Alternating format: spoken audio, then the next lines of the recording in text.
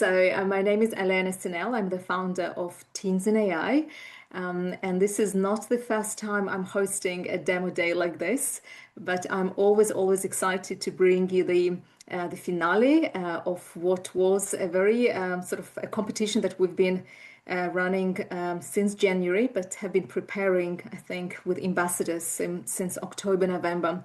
So the preparation and all of the work that has been put in by our amazing ambassadors is what we're celebrating here. Not only the incredible work of the teenagers and the winning teams, but it's also something that I wanted to highlight is without the ambassadors, we definitely would not have been able to pull this off because I cannot possibly be in 52 countries around the world. And doing this in 30 languages is not my forte. I only speak 4 languages, so I think the most I could ever do would be in English and maybe speaking a little bit in French and whatnot.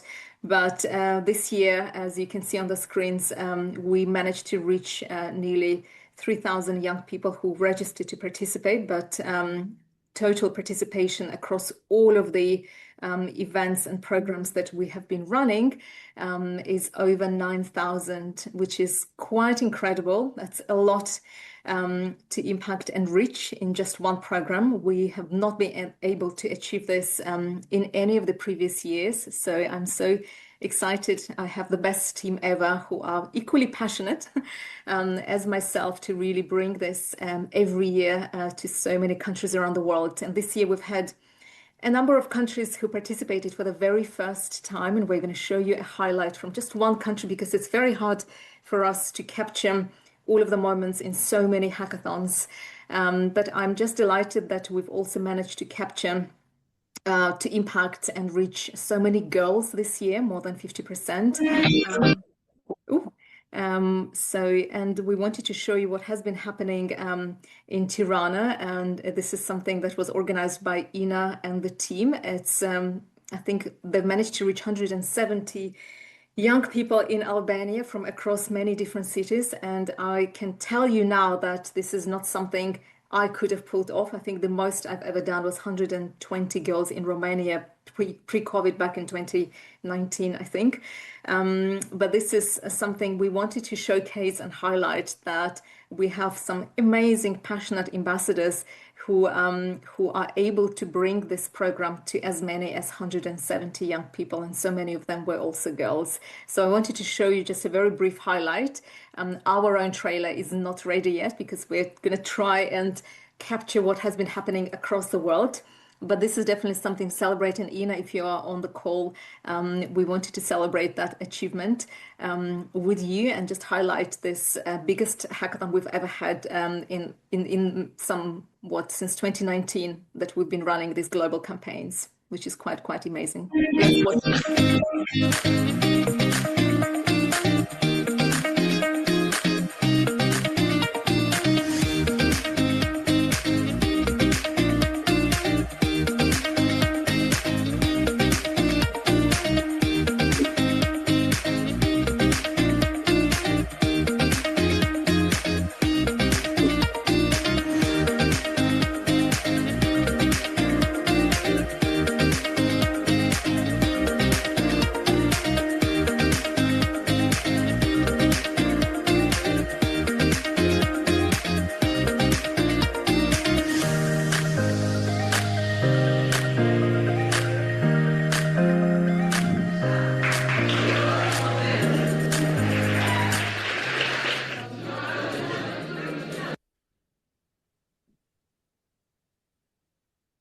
So even more than that, 176. So this is quite a record. And it's just exciting to see this happen. I actually lived in the Balkans a while ago now, back in 2002, 2003, and I never ever got an opportunity to visit Albania. So watching something on the screens and kind of almost feeling that event from afar was a very special thing. And I'm just so grateful that an opportunity like this could be brought to so many girls and so many young people in Tirana. And I know kids would have attended from lots of cities around as well. So I think we're coming to the end of it. And it's very, very hard to showcase every single event, but I know equally exciting programs have happened in Kingdom of Eswatini, in South Africa, and of course in Sri Lanka. We've had the very first hackathon, which was also executed in a way that just made me so happy to see a program like this. Participants in Pakistan, participants in so many parts of the world. But of course, again, because we didn't expect to see so many, participants and locations involved, we of course always rely on the virtual judges to look at those projects. I'm never allowed to judge or see anything. Um, but we always rely and ask our colleagues and our network to please help us with looking. And every submission is looked at by at least 4 or 5 judges. And I think this time we've had even more judges and more eyes on every single project, just to ensure that this is impartial and non-biased, or as far as we possibly can. Because for me, if I look at every submission, I think I would give full marks to everyone just for stepping into this and doing something very, very unusual to what they're used to in school. So we're very grateful to all of the semi-final judges who helped us pick the finalists, the top 5 teams. And of course, when I saw, the locations where they came from, I thought, wow, this is amazing, so diverse as well. So I'm really looking forward to celebrating everyone's projects today and highlighting the top 5 teams so that we can collectively choose the winners and runners up. On this note, it gives me great pleasure to introduce you to our judges. So we have all 4 judges today on the call already. So I'm going to ask actually every judge to say hi and tell us a little bit about what you do in the least complicated of ways, choosing the words that will be understood by people who are not in the industry yet, because some of your jobs can sound very complicated. So please explain to us, and that is a challenge. Explain to us in very simple words who you are, what you do, and what are you looking for today. And maybe what I will do is I will start with Damani, who already knows us incredibly well. So Damani, let's start with you. Hey, good morning, good afternoon, good evening to everyone. I'm Damani Eason. I am the business executive to the CTO, or Chief Technology Officer of Sage. What does that entail? I support our Chief Technology Officer, Aaron Harris, and all that he does in driving our technology strategy at Sage, communicating and evangelizing our technology solutions, some of our innovations, particularly in the AI space, as well as a host of other things like looking for, the latest tech trends and making sure that Sage is always producing the best outcomes for our customers. So that's a little bit about me, as simple as I can make it. And what are you looking for today from all of the teams that you will be listening to? I'm looking forward to seeing how the teams have put their minds together to use technology to innovate around the UN Sustainable Development Goals. Those are very important for us in the next generation. So seeing what the teens have made is pretty exciting to me. Amazing. And now I'm going to move across to Agnes. Agnes, you're also very familiar with us, and thank you for joining us today.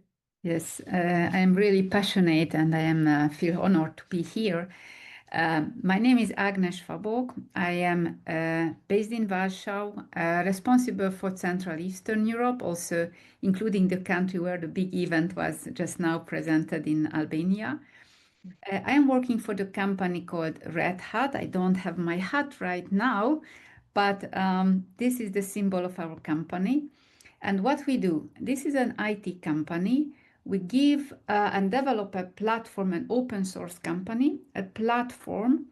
And based on that platform, people, individuals, companies can build some applications, among others, also AI applications, which are safe and secure.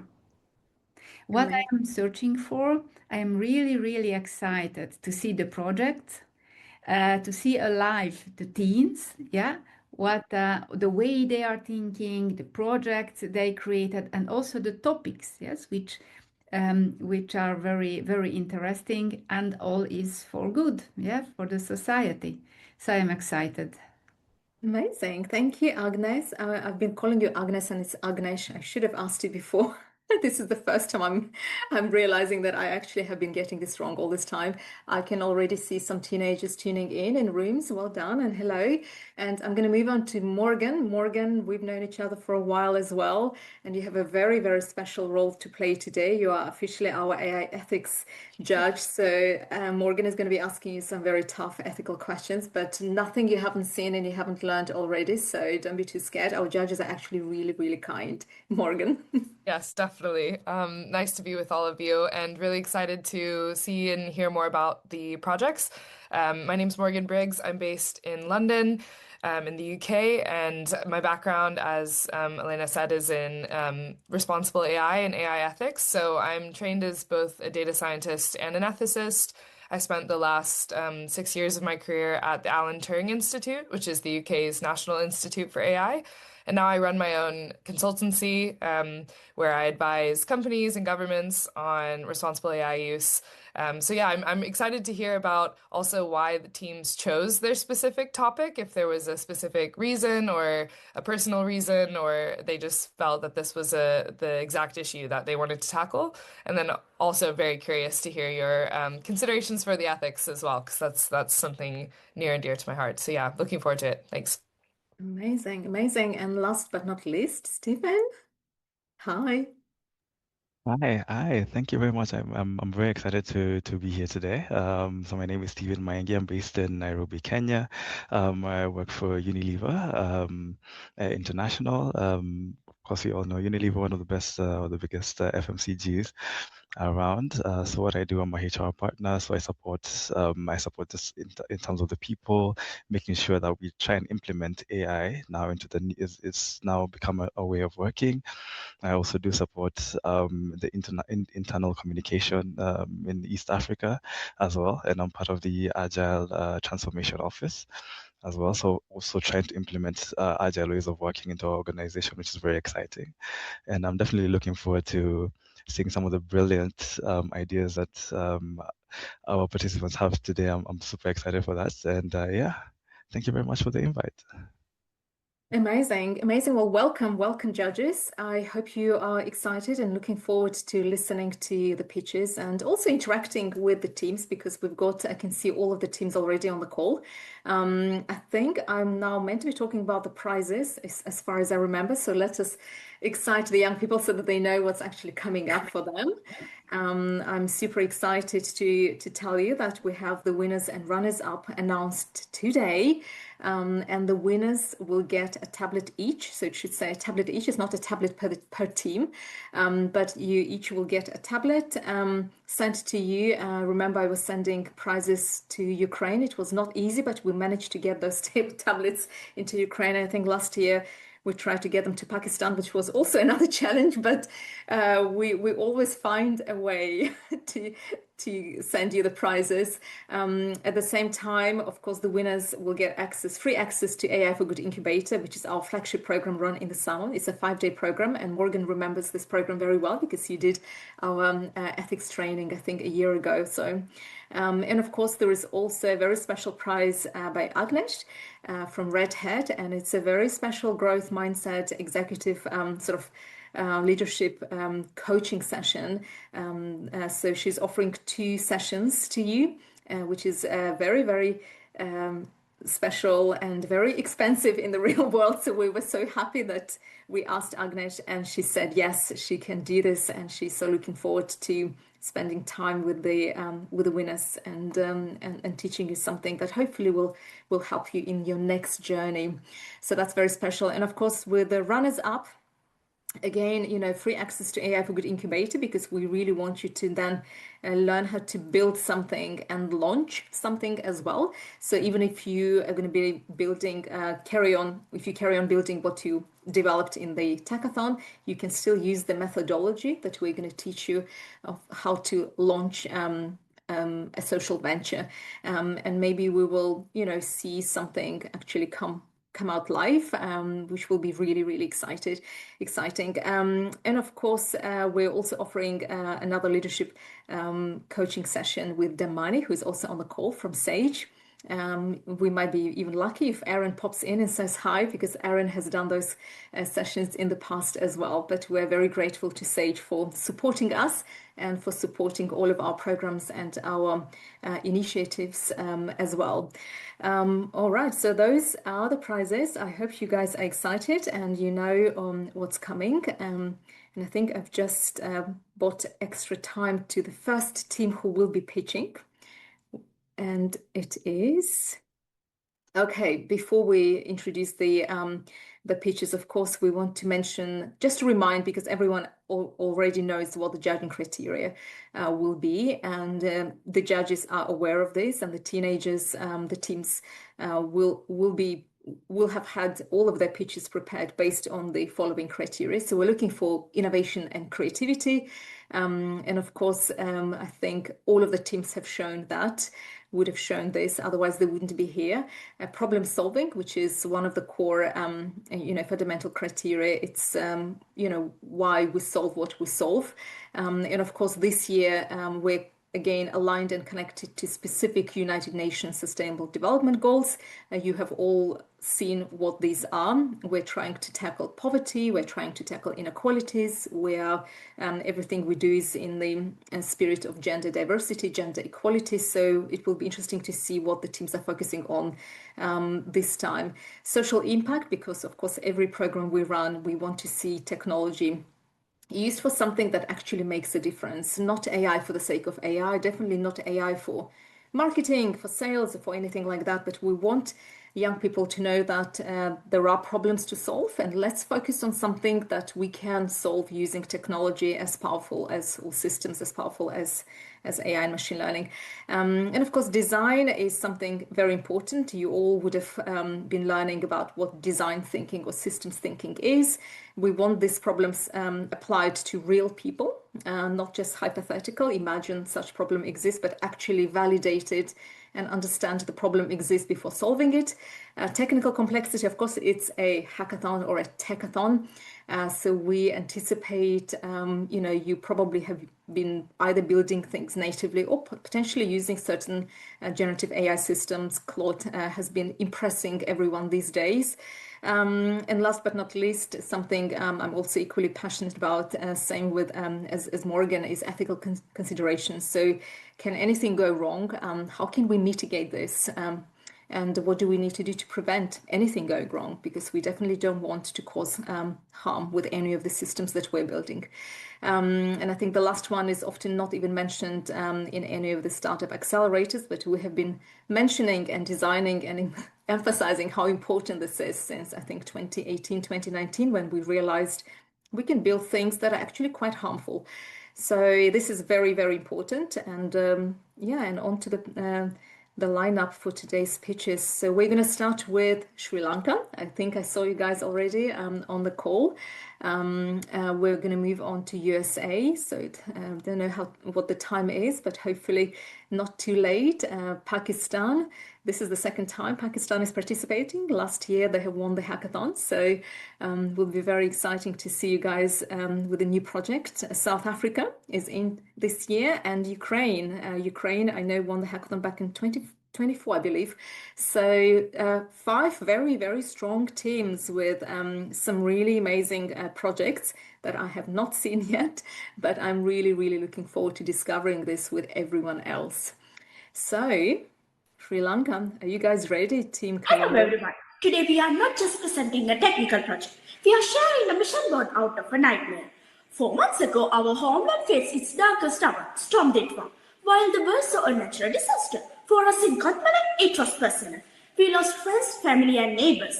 In the aftermath, we saw a harsh reality. Luxury buildings stay standing while 70 to 80% of ordinary homes built with a lifetime of savings collapsed in seconds. Safety should not be a luxury only for the rich. That's why we built Buildings AI. We believe safety is a basic human right, and we aim to make engineering knowledge accessible to everyone for free. Why do these homes collapse? It's not lack of effort. It's a gap in knowledge and affordability. Most people can't afford a structural engineer, and local masons often lack the data needed for risky terrains. In fact, hiring an engineer can cost up to 15 to 25% of the total building budget, making it out of reach for many families. Because of this, engineering expertise has remained inaccessible for years. The real problem is this: people are forced to make life critical construction decisions without proper support until now. Buildings AI is more than just a web application, it works like a digital engineer guiding users through the construction process. Let me show you how it works. Users upload a photo of their land, and our AI analyzes soil color and texture to estimate soil bearing capacity, something that usually requires an on site engineer. Based on the analysis, the system identifies whether the terrain is safe for construction or prone to instability such as landslides. The user is allowed to select the specific location on the Google Maps, and the final output will be based on the analysis of the selected area. Users enter their building size and floors, and the AI calculates the load the structure must support. Within seconds, users receive a detailed foundation design and an estimated material blueprint outlining the approximate quantities of sand, cement, and steel required. We don't just provide numbers. The system generates a scale 2D construction plan to help users better understand the design. Designed for real-world conditions, our solution works even in low connectivity areas, allowing users to capture inputs and access essential guidance offline. At this stage, we provide smart solutions based on data and engineering rules to support safer decisions while encouraging users to consult certified professionals for final approval. We plan to enhance the system by adding verified soil test data from accredited labs for more accurate and reliable recommendations. At Buildings AI, ethics is at the core of what we do. First, every result comes with a confidence level, so users know how reliable the output is. Second, we focus on reducing risk. If the system is unsure, it clearly warns the user and encourages them to consult a certified engineer. We guide, but we don't replace human expertise. And most importantly, we protect user data. All inputs are securely handled, used only within the platform, and never shared externally. Because for us, this isn't about profit, it's about protecting lives. I cannot bring back the French industry in Kotmale, but I believe Buildings AI can help save thousands of others. Technology's highest purpose is not just to make life easier, it is to protect lives. Our mission is to make engineering knowledge accessible to all and help families build safer homes. Hi, I'm Tim. I am Rishi. I'm Taruki. I'm Uttara. Thank you.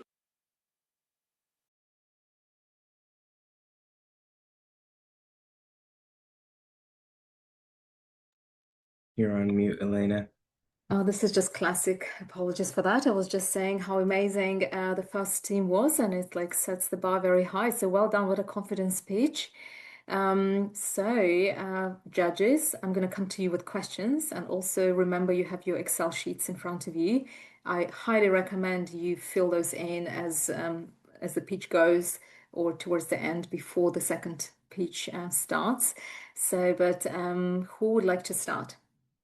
You have a question to ask or perhaps give some feedback, and that's also totally fine.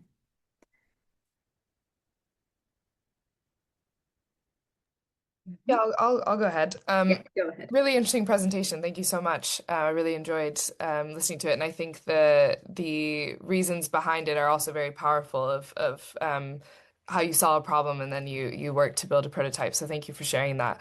I guess two questions. One, I know you've mentioned that your mission is to protect lives. I'm curious, maybe one, which UN Sustainable Development Goal or goals you think this maps onto? And apologies if I missed that. I was trying to take notes. And then secondly, who would you say is the main audience for this prototype? Would you say it's for kind of everyday folks who want to build a home, or would you say it's for property developers, or who would you say is the audience? Those are my two questions. Thanks. The persona.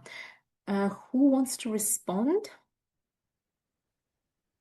You can unmute yourselves and respond.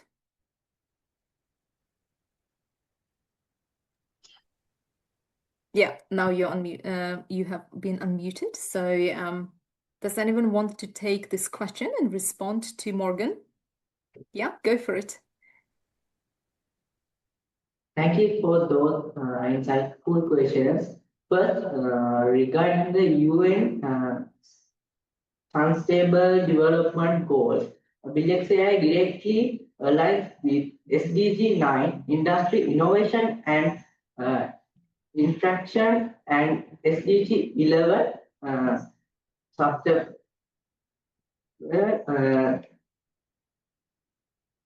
citizens and communications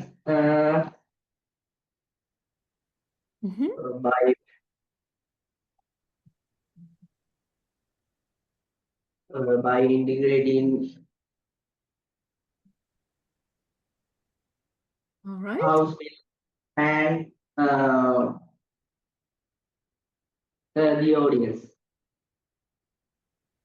Okay, and the second question is, who was your target audience for this project? Who do you think would be using your system, your tool?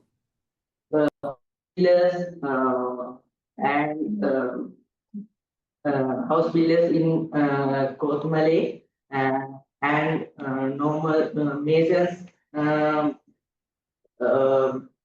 without engineering knowledge. Okay, all right, perfect. Thank you, team. Any other questions to clarify anything? Agnes? I have one. So I really liked your project, very innovative, and I see you worked a lot on that. Yeah, it was probably not easy because you had to work with each other. So I really, really value that. I have one question because building a house, it's not an easy job. Yes, so it's a complex task. If the AI makes any mistakes, it would be good to communicate with a live person, with an architect or an engineer. Do you have any plans somehow to connect that person to the application so that he or she can help to review, check the outcome to make it safe? Go for it, but you need to unmute yourself again because go for it. Yes, you are absolutely right. Safety is our top priority since we are dealing with human life to ensure maximum accuracy. User should upload 5 photos front, left, right, soil images, and especially user should upload a LiDAR image. Next feature is user should select OpenStreet map location for identify weather conditions and soil conditions. We integrate the engineering formulas for real calculation and dimensions. If AI agent has doubt input, AI agent asks again from user about the doubt input. We encourage the user use the generated report from engineer. Thank you very much. Okay, Damani, any questions or feedback? And then Stephen? You mentioned that the user is going to upload a LiDAR image. Is all of that imaging capability as a part of your app, or are you relying on the users to have some other tools outside of your app? Maybe somebody else would like to respond? It is not the. That's okay. It is not. It is option. Okay. Okay. Stephen, any feedback or any questions to clarify something? Yeah, I think first of all, that's a brilliant presentation. Congratulations, team. That was fantastic. I think just for me, let's say as a main user, how would I be able to use this app step by step? So, when you install an app, of course, you'd have to follow the instructions and things like that. So how would I, as a user, be able to follow that step by step to make sure that I effectively use the application? Team? You unmute again. Go for it. First, user should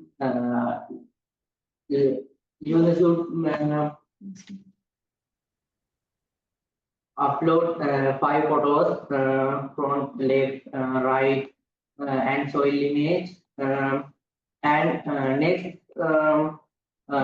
user select OpenStreet map location. for identify weather conditions and soil conditions. And next page, user should put inputs, input dimension, and other description. And next, user can generate the AI report, and user can download blueprint and can start a new project. Okay. All right. Well done, team. Not easy to be the first ones, but well done. Well done. Excellent pitch. Congratulations. Let's now move on to the second pitch. And I think it's team from Houston, USA. Eat well. Hi everyone, we are Team Evo, here to present an innovative solution to food insecurity. Meet Rosalia, a 32-year-old single mother in Greenspoint, Texas, working 60 hours a week on $23,000 a year. Every time she enters a convenience store, she's faced with the impossible choice of affording food today or protecting her children's health tomorrow. With a history of type 2 diabetes, residents. In the greater Houston area, over 1 million people suffer from food insecurity. And within the United States, 1 in 5 people live in food desert, affecting nearly 50 million adults and children. Although support systems exist, many people fall through the cracks, with a large portion of applicants being denied access to government by choice. Yet most nutrition programs ignore these realities, assuming people have unlimited time, money, and access to healthy options. To address this gap, we're exploring ways to combine practical food access with personalized health insights to help people access affordable foods and reduce diet-related health risks. Our solution is a hybrid system integrates biological data with real-world constraints. The result is a nutrition system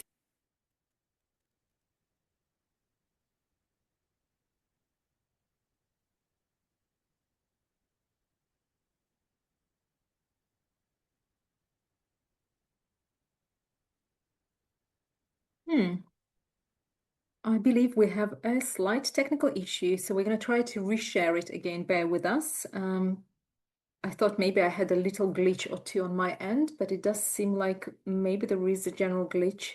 I'm just going to double check with my team whether everything is okay. Just bear with me. It's a typical thing with hackathons and demo days, and we always try to alleviate those kind of issues, but sometimes it's harder for us as well. So Shemi is trying again. So thank you, Shemi.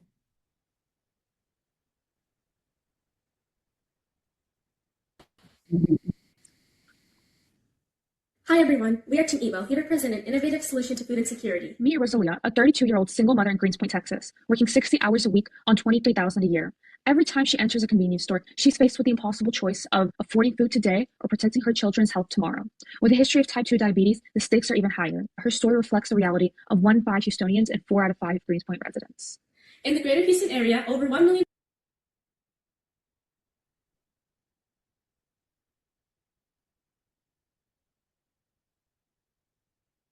Apologies for this. We are definitely struggling with technology today. Let's try this one last time.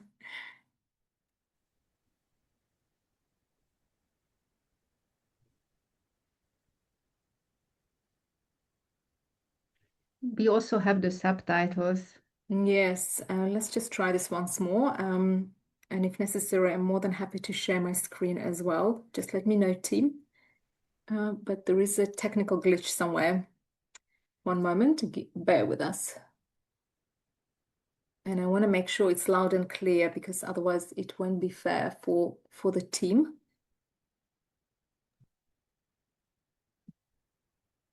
Hi everyone, we are Team Evo, here to present an innovative solution to food insecurity. Meet Rosalia, a 32-year-old single mother in Greenspoint, Texas, working 60 hours a week on $23,000 a year.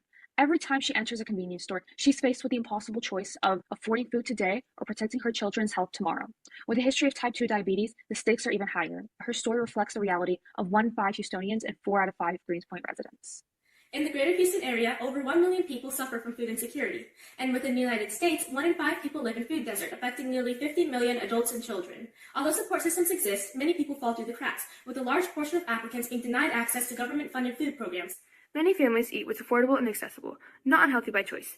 Yet most nutrition programs ignore these realities, assuming people have unlimited time, money, and access to healthy options. To address this gap, we're exploring ways to combine practical food access with personalized health insights to help people access affordable foods and reduce diet-related health risks.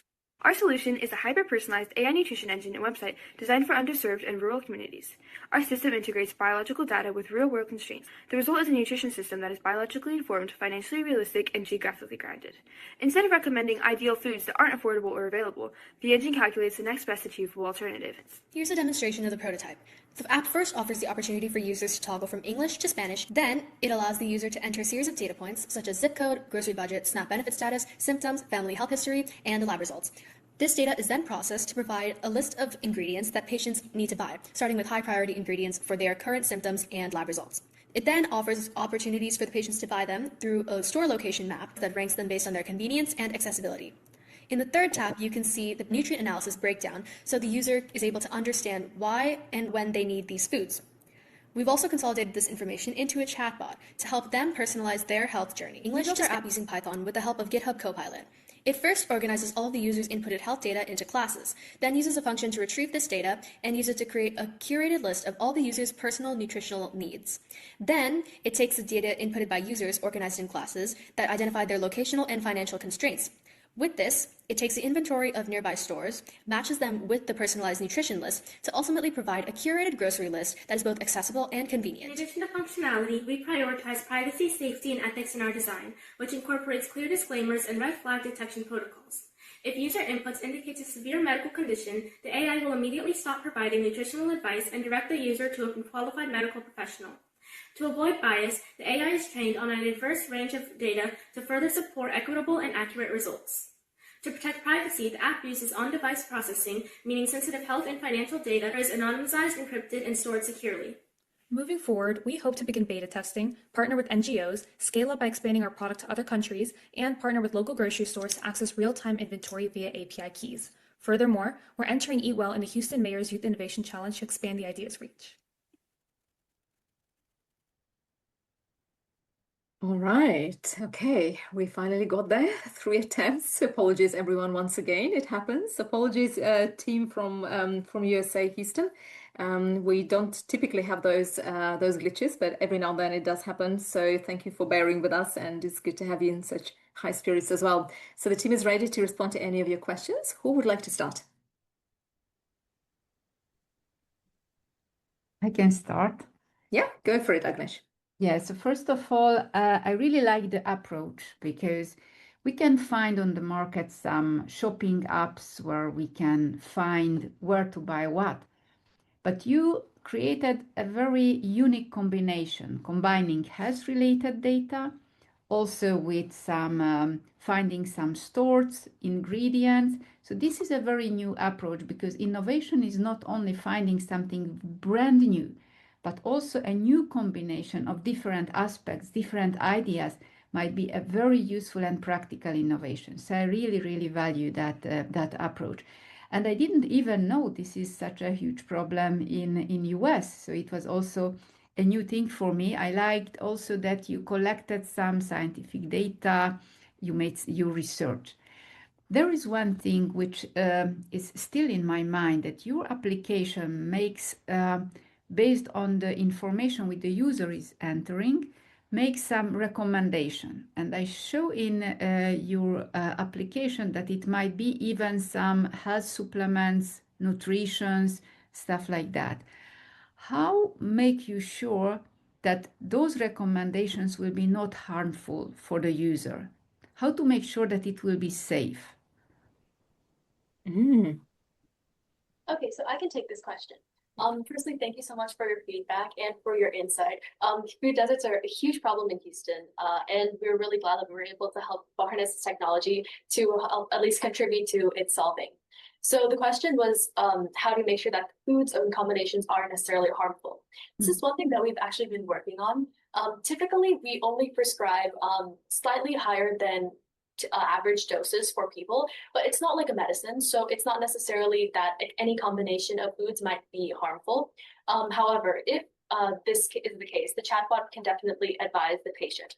Furthermore, we also wanted to implement this feature later on. This is for future planning. But if patients are taking certain foods with certain medicines, those medicines might not work and it could cause a buildup of toxicity. So we plan to add the medicines that a patient is taking at the time so that this doesn't interfere with the diet-related recommendations that the app gives out. May I ask a short follow-up question? So what about allergies? We have an allergy section on the app. This is a new addition, so it wasn't in the demo that we recorded last weekend, but we added recently allergies, diet-related restrictions such as vegetarian, vegan, pescatarian, so that we can better accommodate the the user's dietary profile and do what they like. You can also see the link to our new app. It's at the QR code at the end of the video. Super, thank you very much. I think Morgan will probably come in next, right? You have something feedback. Great presentation. Yes. And thank you for the presentation. It was very, very interesting. And I worked a lot on food deserts when I was in the US in North Carolina, so I'm very familiar with the issue. And it's nice to see something being developed on it. So my question, similar to Agnesh, was how you've involved or will involve domain experts, because obviously using something like a chatbot or the approach that you had obviously is gathering information from various sources, but how would you think about incorporating, a dietitian or a doctor or something of this sort to actually sense check that the results not just make sense from checking inventory, but make sense for, an individual's background? Thanks. Great question. Who is going to respond to that? Okay, so one of the things that we were thinking of doing is beta testing with local community clinic, and there we would be able to have a lot of access to doctors in the area. Specifically in Houston, we would really be able to connect with them and reach out to not just dietitians, but also doctors who have seen these conditions play out into really harmful diseases and see how they might better advise it. And the next question, with regards to further dietary support, we also wanted to partner with local grocery stores and nonprofit organizations who are working on this issue to communicate about that. Casey can touch on that a little bit. Yeah, so the main partner we want to work with is the Houston Food Bank. It is the largest food bank in the United States by distribution size, and it distributes over $200 million or 150 million pounds worth of food to over 800,000 people every year. But they face one major problem, which is that all the food they distribute is processed. It's really difficult to store and distribute fresh food. And that reality stuck with us, so that's why we created Eat Well to help families who suffer in food deserts find fresh food and healthier, nutritious alternatives. There are many specialists who work with the Houston Food Bank who are very cognizant of these of these different patients and how eating different foods might affect them and their health. So in the partnership with them, we would definitely be able to gain feedback on our app with the recommendation processing and also with the chatbot to help better advise users on how to implement their personalized dietary plans. Okay. Damani? Great presentation. Food deserts are a big problem in the States, so I love to see that you guys are tackling the problem. My question is around your data security and how you guys have thought about incorporating HIPAA compliance for your app. So in America, we have the HIPAA Act that kind of regulates, data and information around health and safety.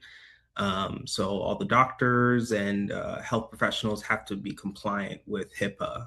So I was curious how you guys have thought about that and the way you manage your data, the way you incorporate AI. Any thoughts on that? Okay, so first, one disclaimer that we have about our app is that it's not necessarily providing medical information, but it's just guiding people to find fresh foods that may align with their conditions. Of course, patients should still seek medical help if they're having severe symptoms, and we want to just be completely transparent about that with our app. That being said, this app, basically, in terms of patient data privacy, we use on-device processing with local embedding. So basically what happens is that all the nutrient needs are stored as vectors, and the patient's data is converted to a vector and basically calculated using the similarity index, the cosine similarity index, to how similar it is for a certain nutrient need. If it's similar to that nutrient need vector, it'll allow the app will output that that patient probably is deficient in that particular nutrient and needs to require more of that. With that, it allows the data to be completely stored and protected within the server so that it's not distributed for malicious purposes outside.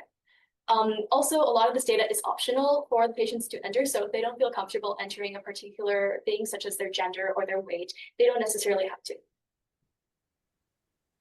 Okay, great response. You had mentioned in your presentation about the users uploading lab reports. That's kind of what triggered this question for me. Any thoughts around the data that you would be gathering from people's labs? Yeah, so with the data lab report, we know that this is not necessarily accessible to all people, especially those in low-income areas. So we have many different options. One is the methylfolate DNA test, which is it's quite expensive here in the US. So that's not necessarily a requirement, but it's definitely very helpful to have. And all the patients have to do is input a number. There's no specific, they don't need to upload any forms or share any personal information. But other things such as the blood sugar level test is very accessible. And for that, it's also just a simple number upload. And that might be helpful for patients who might be suffering from prediabetes or diabetes, and would be a very helpful insight for the app. Awesome. Well, thank you. And again, congratulations. Right. Good presentation.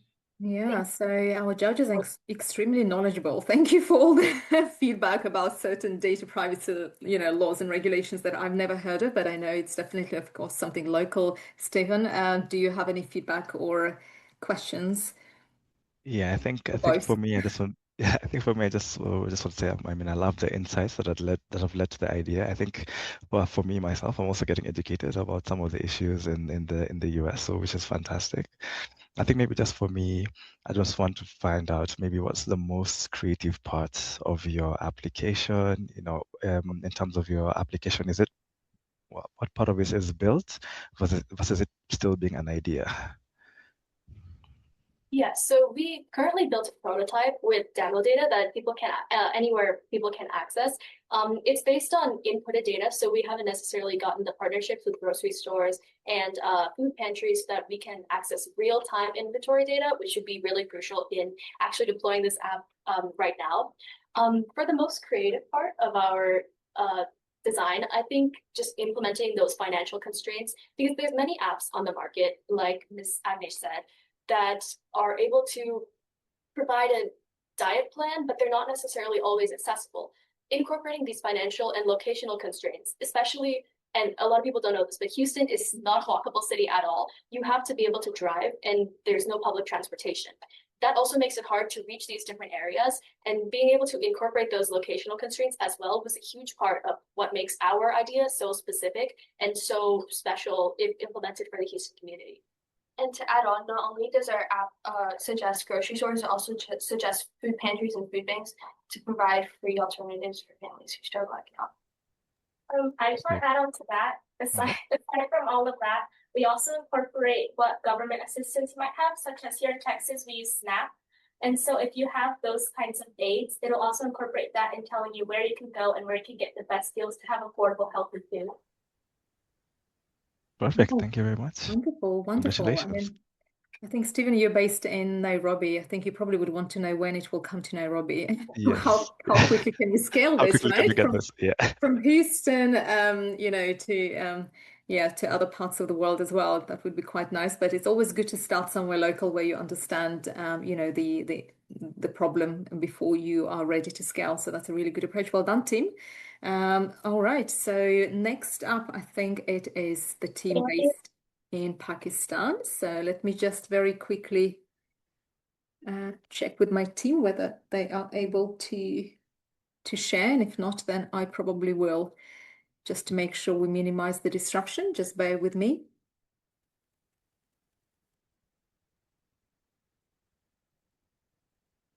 Okay.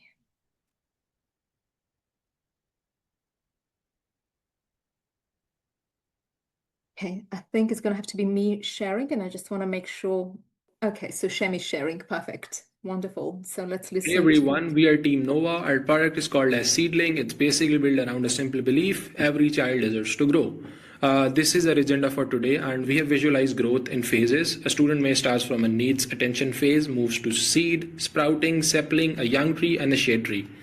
SDG 4 focuses on quality education for all, but quality education starts with strong literacy and numeracy. And if a child cannot read or solve basic maths problem by the age of 10, everything after that becomes very much difficult for that specific student.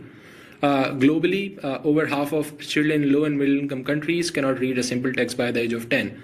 And in Pakistan, the situation is even more severe. Millions are out of school, and even among enrolled students, learning outcomes are critically low. Students are progressing basically through grades but without mastering these foundational skills. And behind these all stats lies a great opportunity for us. And if we can detect these learning gaps early, we can turn these struggles into measurable growth. So this is what Seedling is. We track, we assess, we act. We help teachers monitor mastery through micro quizzes, instantly identify concept level gaps between students, and then take targeted action before a student actually falls behind. This is how Seedling works. We make invisible gaps visible. Teachers can exactly see which concept a student is struggling with. Second, we connect families by turning classroom data into simple, understandable progress updates. Third, we enable active growth as well. Instead of reacting very much late, teachers can actually assign focused intervention immediately to a student who is struggling with any concept. Seedling works because it fits real-world classroom environment. The design is very much simple and visual as well. Gaps are surfaced automatically, not manually searched. It's low friction as well. Most actions take just a few taps, and it's inclusive as well. We have 3 languages at the moment, and we are planning to add more in the future updates. Seedling shifts classroom from reactive approach to a proactive support. We detect gaps early, and most important, we help students build strong literacy and numeracy foundation with confidence, and every child gets that attention they should actually have. Our mission is very much simple: to help every child become strong foundations, to build strong foundations through early and informed support, and we believe strong foundation can change futures. Our business model follows a sustainable SaaS subscription system focused on low-cost private schools.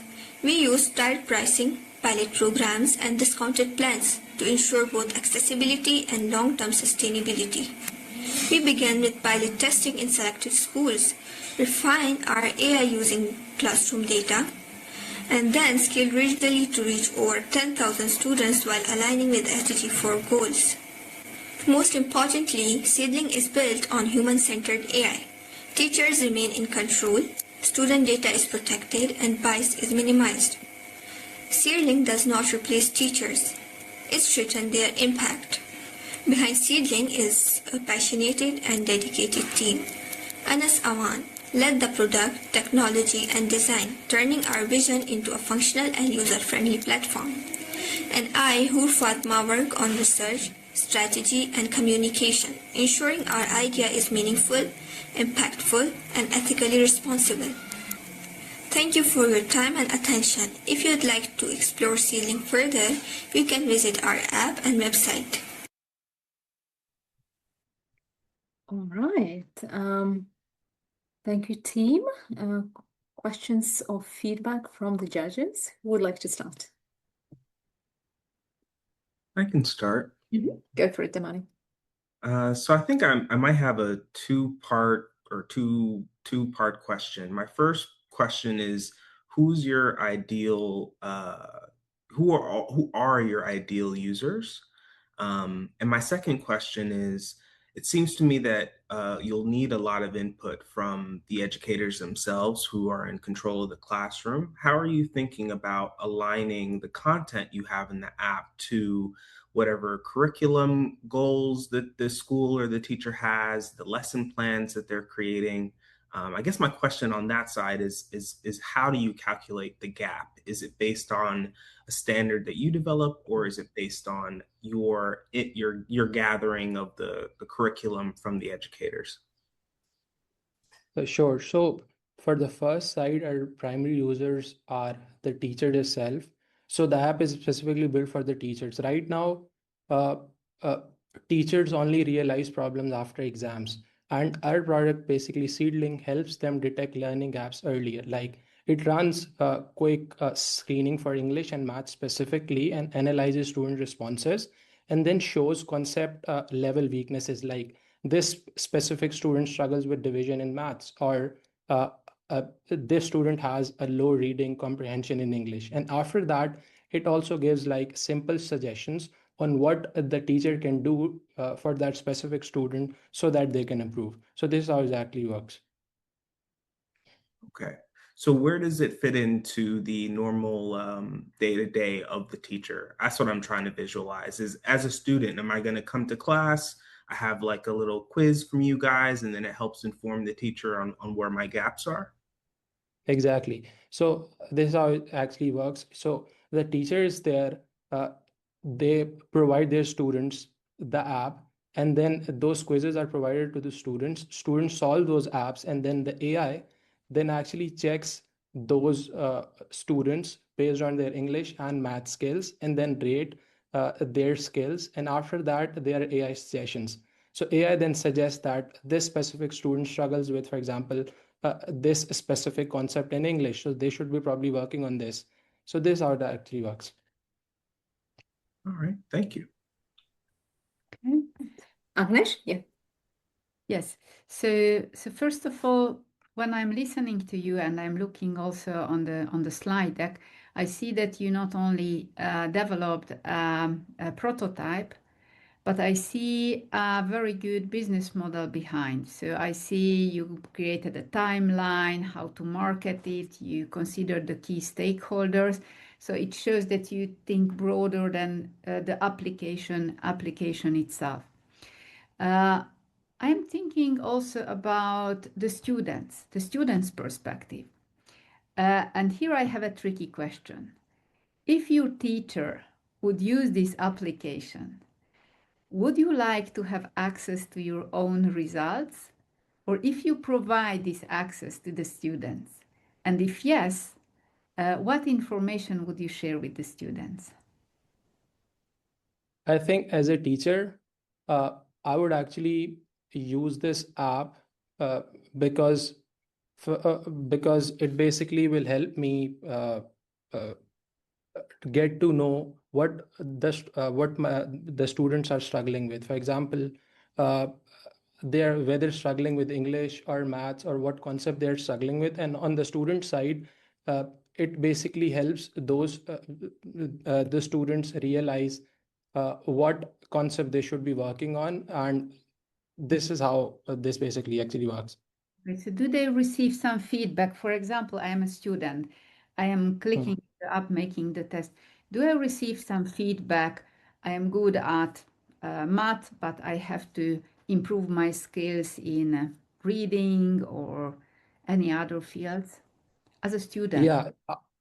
Yeah, after you solve a quiz, you get your feedback on the app, and the AI basically tells you the things you are struggling with. And then the teacher has the authority to share those results with the parents at the same time. And also, the teacher can then work with the student alongside to work on those areas.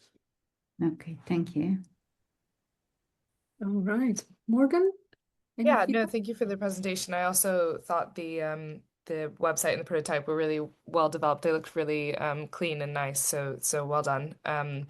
Yeah, I guess my question was around if a young person shares personal data in their writing assignment. So say they're asked to write about their favorite activities or something, and then within that they disclose information like say sensitive information or maybe information about mental health or something that might flag up something. How would your application deal with not only sensitive data, but also data that could maybe require professional assistance based off of safeguarding with young people?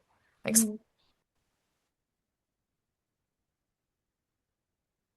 Team? Oh, I think we have a slight glitch. You are frozen. Can you hear us okay?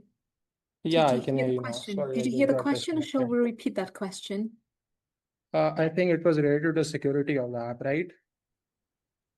Yeah, I'll repeat it really quickly. It was just if a young person discloses sensitive information within their writing assignment, for example, or information that may need professional support. So if they disclose something about their mental health or something like this, how would the app handle both of those scenarios? Thanks.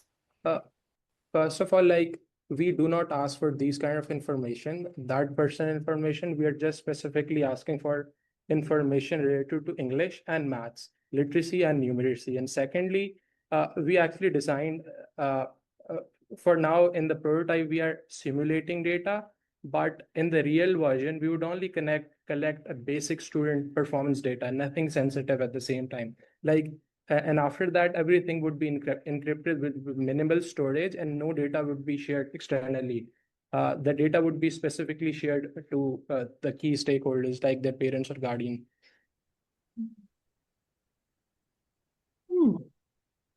Cool. Stephen, any questions, feedback from you? Yeah, I think a very good presentation. Thank you very much for that.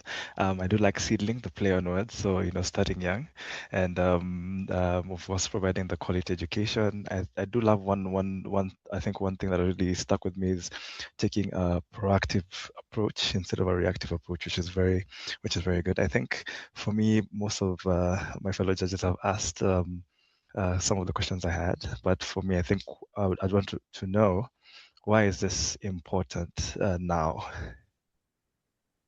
What a great question as well. I think, first of all, this focuses on education, and also in education, one of the biggest issues today is that even when children are in school, they're actually not learning. And our solution directly targets this gap by helping teachers identify learning issues early, and then eventually they can improve those outcomes. So this is a very a problem that really targets the roots, like the essential things. And if a student, for example, is struggling with those basic concepts at the age of 3 or 5, their academic growth after that becomes very much difficult. So we just wanted to focus on those primary key areas that we can improve so that the student can eventually get better at their academic journey. Amazing. Thank you very much. Right. Great. Thank you so much for this. I think we have our next team. Noor, you should be proud. You can see your ambassador Noor on the call. I think we're ready for pitch number 4. South Africa. Hi, we are AI Test Squad. We test good health and well-being. Imagine working 5 kilometers to a clinic and wait for hours, and then be told to come back tomorrow. 50% of people lack access to essential health care. Clinics rely on paper-based system. Healthcare is not accessible; it is delayed. In our solution, we built Media Assist, an open-first healthcare system connecting patients and clinic. USSD or SMS is primary, works on any one internet. Web app, which is secondary for users with smartphone. Users can book appointments, view daily bookings, manage queues, create digital patient records from paper-based to digital healthcare. Our solution is SSD or SMS plus web app. AI assesses patient condition. Unique selling point, works on any phone, even without internet. Our prototype using USSD flow. They input the USSD code. After entering the USSD code, they will enter their ID. After entering the ID, they will their nearby clinic. After selecting the nearby clinic, they will book an appointment. After booking an appointment, then the clinical clerk will log in. After logging in, the clinical clerk will check the AI-powered smart queue. Then after checking the AI-powered smart queue, they will check if the patient have a file or not. If not, then they will create a file. Then the nurse will log in. After logging in, the nurse will assist the patient. After assisting the patient, the nurse will add medical records. Technology used: AI simple symptom checker, or SMS integration. It works without internet, web application, back-end hand system. It stores patient data, manages bookings, and risk prioritization. So our solution aligns SDG3 goal by improving access to healthcare and supporting early diagnosis, unlike solutions like Discover Health and Babylon Health, which require internet. Our system works offline. So our target market is government, clinics, and underserved communities. So our business model is based on partnerships and subscriptions and pilot programs. From our research, most people who interviewed explained the long waiting times, and the majority are willing to use a USSD-based healthcare system. Scalability will start in rural South Africa and expand in neighboring countries. We ensure fairness by making healthy care access to all, protect patients' data, and keep women's nurses in control of decision. With the team, Mugabe advised Chihu Makwarela Teniko. Thank you. The future of healthcare is accessible and it starts here. All right, another brilliant pitch. Wonderful. Who would like to start? Stephen, would you like to start this one? Do you have any feedback? Go Yeah, for it. fantastic. Closer I to think home as well, right? So closer you to will home. probably also appreciate some of the issues you might be having, because something mobile-based is not something I often see in the UK for sure, but talk to Yeah, me. I think it's a amazing pitch. Congratulations, team. That was fantastic. I think there's one of the major problems we do have is access to medical care for people in rural areas. So having that pitch or aspect of it not being needing internet is quite fantastic. I think now one issue maybe would be, how would you be able to educate people on how to use this? Because I mean, in rural areas, a lot of people maybe have not gone to school and are not really maybe educated. So how would you be able to educate those people on how to use this this application? Great question, team. Who would like to respond to that?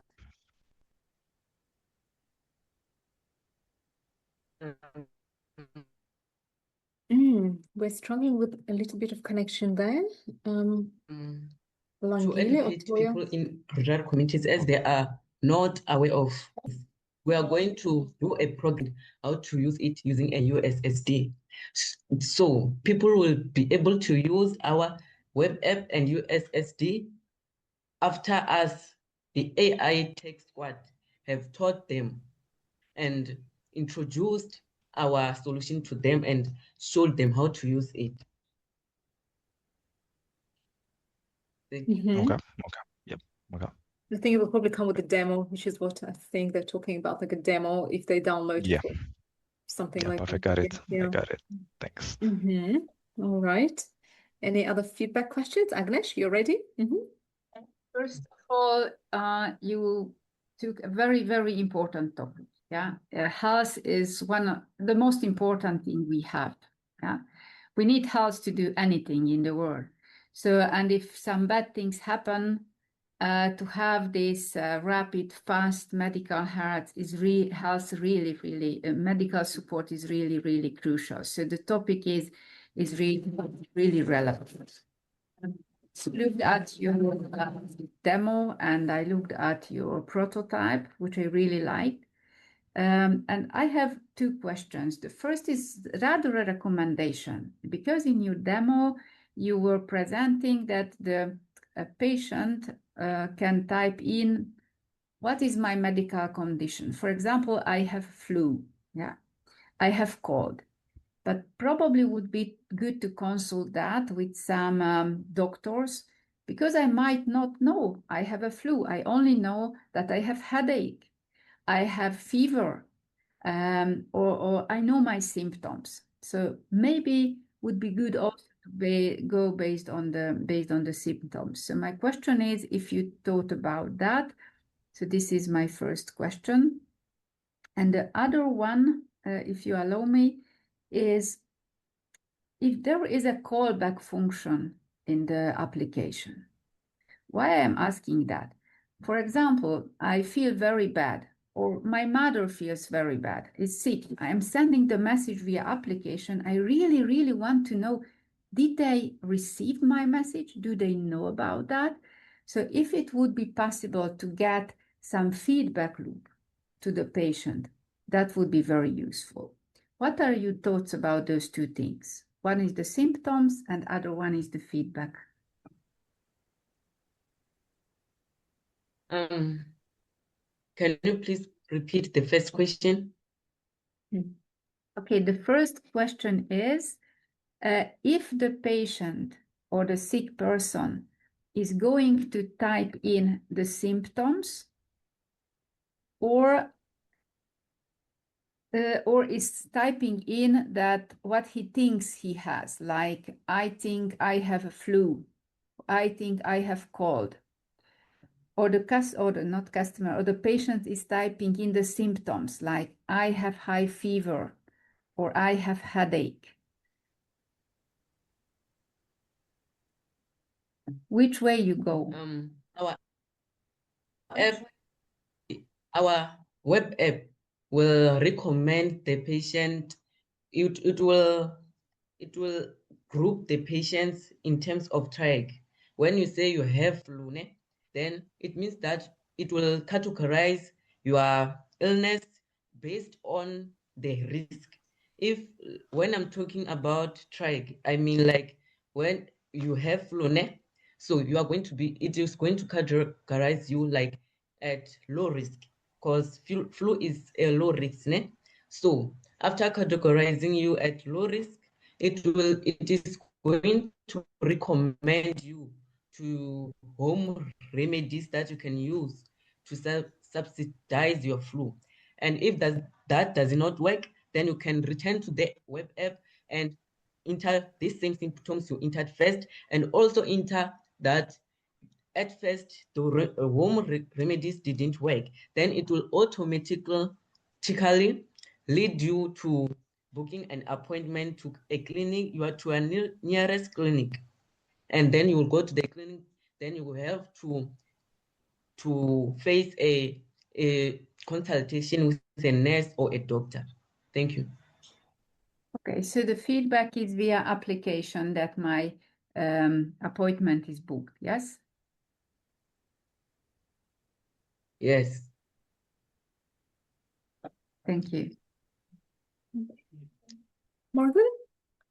Yes, I enjoyed the presentation. Thank you. Thank you all so much for putting it together. I was just curious, if you're working with hospitals, do you plan on setting this up, with it would be advertised as like a hospital app, or would you say this is a standalone app that you offer to various clinics and hospitals across your region? And if so, have you considered kind of the data sharing, data security and privacy of sharing individual health data? Thanks. Yes, it is going to be a hospital app. So this app will be working with clinics. It will be an interconnection between patient and clinics. So therefore, it will also reduce long queues, and help doctors and nurses work efficiently without having many patients. Thank you. Okay. All right. Damani? Yeah, great presentation. You guys remind me, I feel like you're trying to create the M-Pesa of healthcare. I thought Stephen might name drop that, but but congratulations. My question was, I want to understand how much of the app is going to be via text message and SMS, and how much is on a web app. You had mentioned that a lot of the healthcare professionals will be using a web app to see everybody's every potential patient.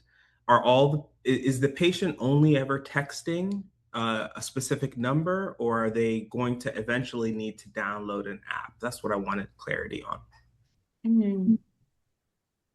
Okay, it will depend on whether the patient has a smartphone or not. Because when they have a smartphone, they can easily access internet. So when they can easily access internet, they will download the app. Then after downloading the app, they will enter their records, names, and all their personal details. After entering their personal details, when entering the personal details, they will also enter their nearest clinic. Then this app will connect with the nearest and send the patient's records to the clinic. Then when using a USSD, it will be used by people who don't have access to internet. So these people are going to use this app, this USSD like this. They will also enter their personal details like the same in the app. And also it will also do the same thing by interworking with the database from the clinics and hospitals. Thank you. Yeah, Damani, makes sense? Yeah, I think I get it. Yeah. So you're relying on them to have a smartphone. And if they have a smartphone, they can either download the app and send messages through the app, or they could use SSD to send messages through the app. If they're not connected, they will have the USSD as an option. Yeah. So it's kind of accessible. But everything goes through the app. Interesting. Okay. Well, great job, team. If you can figure it out, sort this and make it public, I think that will probably solve a lot of the issues locally. All right. Well done, team. And now we're on to, I believe, the team from Ukraine, which I believe is the last team, right? Wants to learn, but can't touch a screen, hold a pen, or press a key. Not by choice, but because they physically can't. 22 million children aged 6 to 18 with upper limb impairments can't use standard learning tools. Alternatives are either extremely expensive or unavailable, and as a result, such kids are 42% less likely to complete even primary school. We spoke to families, ophthalmologists, and rehabilitation specialists, and all confirmed the problem is real and there is no precise solution yet. Aero Learning is a web app where children learn using only eye movement, no extra hardware. AI adapts lessons across all subjects. Look to select, look to navigate. So the front end is just a simple interface that works on any device, and the AI adapts lessons in real time. We don't need extra data, only when the user wants to learn, and everything runs in the cloud, so it works smoothly and saves progress. At the same time, we only use basic info like grade and topic to personalize the experience.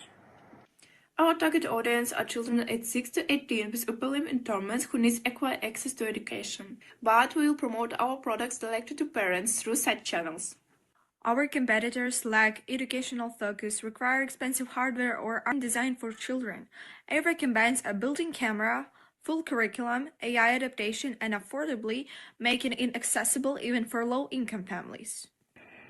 We have a working prototype with eye tracking, navigation lessons across subjects, clinical validation, feedback from families, and gaming activities.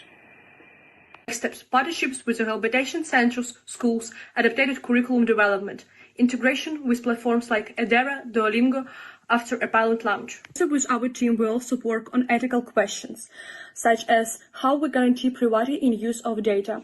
Are AI lessons appropriate? How the solution will suit individual needs? Aero supports 5 UN SDGs: health, quality education, innovation, reduced inequalities, and partnerships, because access to knowledge is a right. Learn with your gaze, where vision becomes access. Right, amazing. That was the last page. Who would like to start? Great job, team. I can see all of you there. Morgan? Yes, yeah, I really enjoyed the presentation. Thank you so much. I also think this is a really under-researched area, unfortunately, and one that requires a lot more attention. So thank you for focusing on something like that.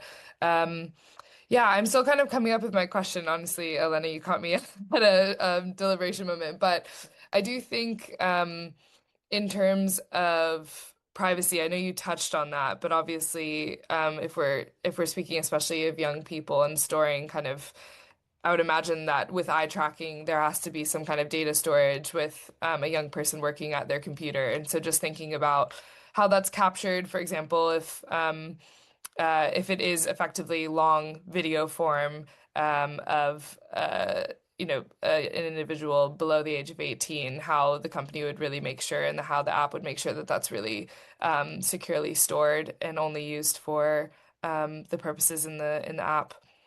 Yeah, it's very hard to develop for children, right? We have to kind of jump through extra hoops when it comes to young children. Team, are you ready to respond to that? You can unmute yourself. You're still muted. Yeah. Thank you so much for this question. I really hope that I understood it correctly. So generally how our app works. We take the real lesson from real teacher and afterwards AI adapts it to the needs of our target audience. For example, it makes test form and makes it in that way how children can actually interact with them, as sometimes it is like almost impossible to do that without with their eyes. Yes, and so generally we don't store any personal data such as their location or something like that, which might be used by someone else. So yeah. Morgan, do you have another follow-up question surrounding? Yeah, I guess I'm just curious for eye tracking. My understanding, this isn't my specialty, but I would imagine there has to be some type of live feed to enable the eye tracking to work. So in order to do that, you have to have access, obviously, to the camera data. And with that access, you're obviously getting access to an individual's face and them interacting with the system. So I'm just curious how, even in that part of the app, privacy and security will be maintained, because especially if it's a young person, we just have to be really careful about capturing images or videos of the face. And obviously that's a main component if you need access to the eyes for eye tracking. So yeah, just curious if you can elaborate just a little bit more. Yeah, data is data, even if it is eyes, it still is data, right? So we're kind of concerned about that aspect. Any responses to that? We don't collect any videos because it works on app on web cloud, and it doesn't collect. We've used WebGazer.js. It's like library on JavaScript to use our face. I don't know how to say. Also, we don't collect any data, if you mean that. Okay, cool. Agnesh, go for it. First of all, the topic is very unique. So it's a problem which is very rarely addressed. Yes, so I was really surprised that wow, how you came to this idea. I have a question about the size of the screen, because I have no experience on that. Yeah, but maybe you asked already some experts about that, or you will ask, because eye tracking on a small device like a mobile phone might be more difficult, or using the small device might be more difficult than using a tablet or a laptop. Do you have any recommendation on the screen size? Now we only use it by web profile on computer program, personal computer, but we trying to use it on mobile phone and do it more completely easily, I think, to use. But it's just an idea right now.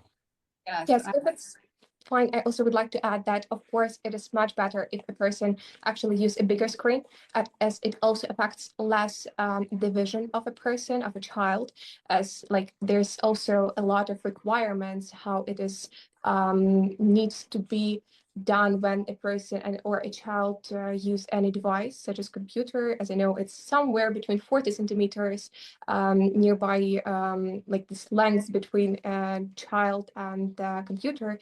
That's why, of course, the better is, like, the bigger the screen is, the better it is for the person itself. Yeah. I have a question, and this is about the way of using it. So in your prototype, you make a calibration, which is a very good idea.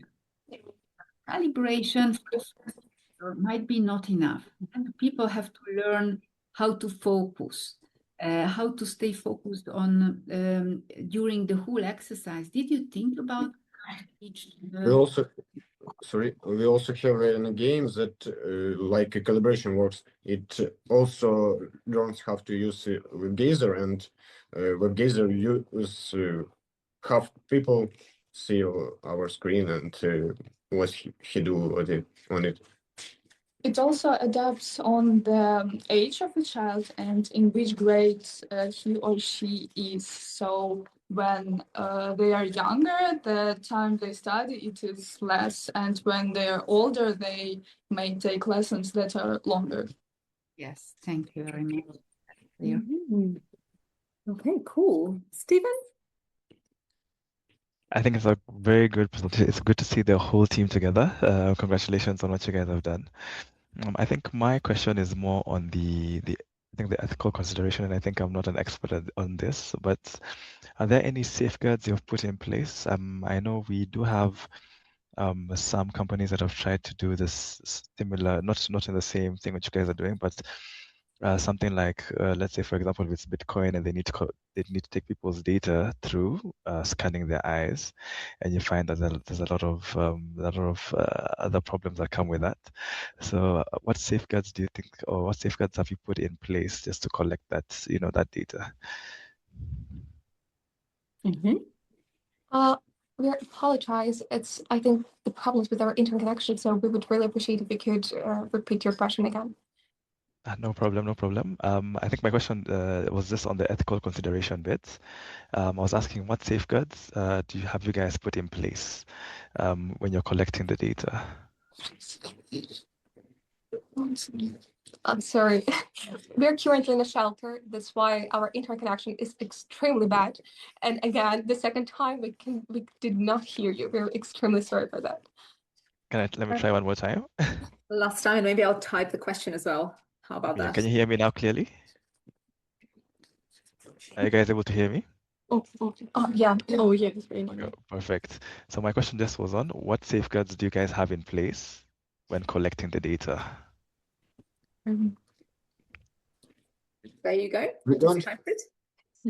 I'm sorry, we don't collect data from WebGazer because it's like works on cloud, and it's just like on local webs that have only user and just user. It's doesn't don't collect by us or any other person or Google web platforms which you use. It don't collect by no one. Thanks. But I know Morgan knows better. I'm looking at Morgan's eyes. It's okay. It's just where we have to get Morgan to maybe do another workshop just to kind of, and I think Morgan is saying yes, and I think Morgan and I are going to actually work on some content because I feel like there is more work to do. Yeah, but that's fine. Thank you so much, team. Bear with us. One more comment and question from Damani. Great presentation, team. It's nice to see you all. I want to understand that the eye gazing feature is to ensure that the students are paying attention, correct? Is that the point of tracking their eyes? The main point is that the user, the child, can interact with the screen by only their gaze. Okay, without their keyboard is what you're saying? Yes. It's because they are disabled. So Damani is for a specific type of child who is unable to move. I think the only way they can interact is through eye gaze, I think, because they're disabled in one way or another. I believe it's about impairments, right, team? Yes, Did I get yes. it? Yeah. Okay. Yeah, I just wanted to make sure I'm following on that. I guess my only comment is more of a comment than a question, is to ensure that the eye gaze is tailored to specific content. So I don't have the right visual impairment and experience with using eye technology, but I have used a lot of eye tracking tools for tests and exams in the US. And one challenge that I've found is that if you're trying to do something like mathematics or something that will require you to look away from the screen to either calculate a math problem or use a calculator or not look at the screen intentionally, often it'll lead to disruptions in how you are able to execute the lesson on the screen. So that's my comment. It might be less applicable because the student is supposed to be using the eye solution the whole time, but something to consider about the type of content that the user will be interacting with and where they actually need to look to complete the assessment. Interesting. I haven't thought about that one either, but team, just feedback, something for you to consider. Okay, well done, everyone. 5 projects. I think everyone survived. That was, I know, tough for some teams.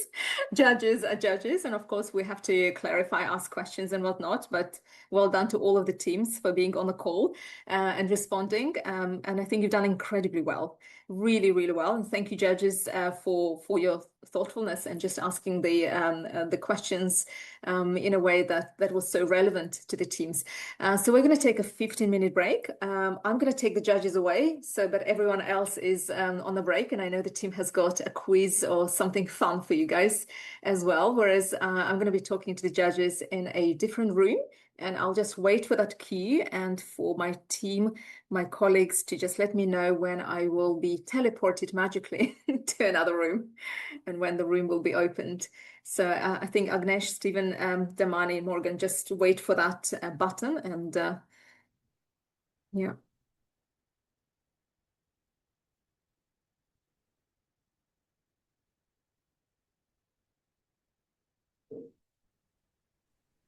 All right, so I think our judges are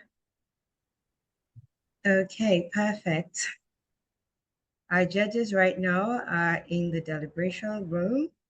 And then whilst they are there, we're just going to be answering some very quick questions. No pressure, right?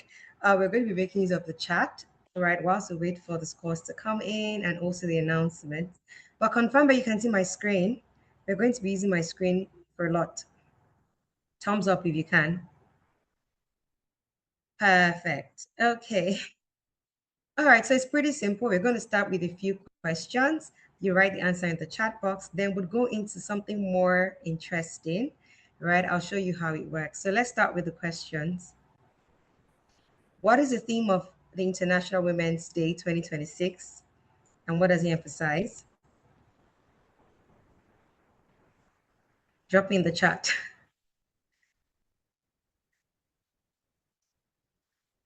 Give to gain, amazing. Anybody, what does it emphasize? I expected like a rundown of responses.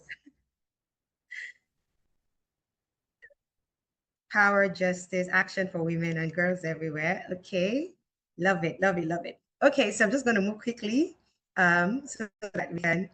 Next, which SDG focuses on achieving gender equality and empowering all women and girls?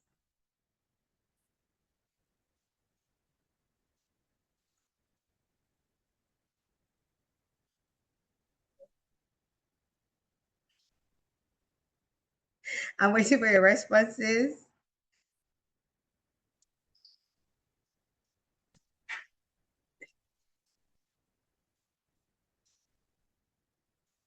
Are you sure? It was one of the SDGs for this year.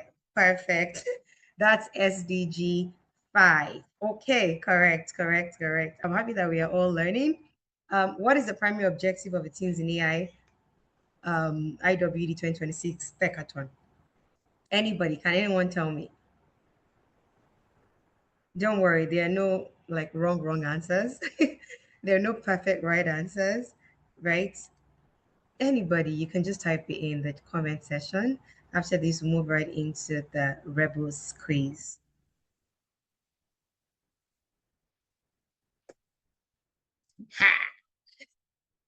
Elena mentioned that in passing when we started off this session. So you definitely need to type support, girls. Okay. Anybody empowering young people to make change everywhere? Definitely. Yep, that's very correct. The diversity and also impact across the world. Girls ICT Day. Yes, today is actually the Girls in Science. Yes, amazing. Someone else. I want to really hear our thoughts to really understand that we all know why we're doing this and why we're even here in the first place. One more, and then I'll move to the next question.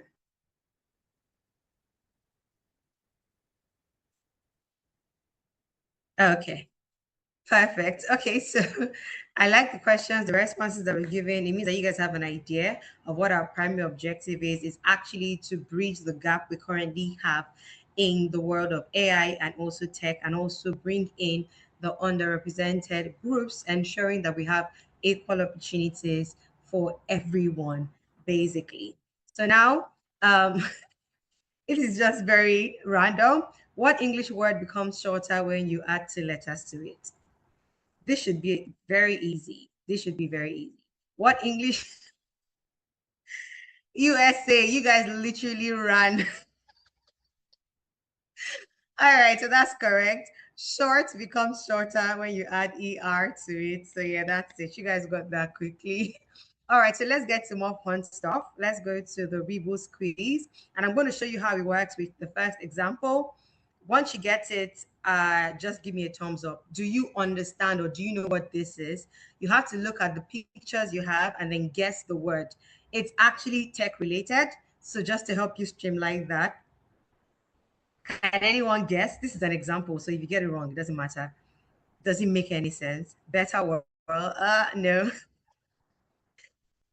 Okay, so I'm just going to show you how that works because this is an example.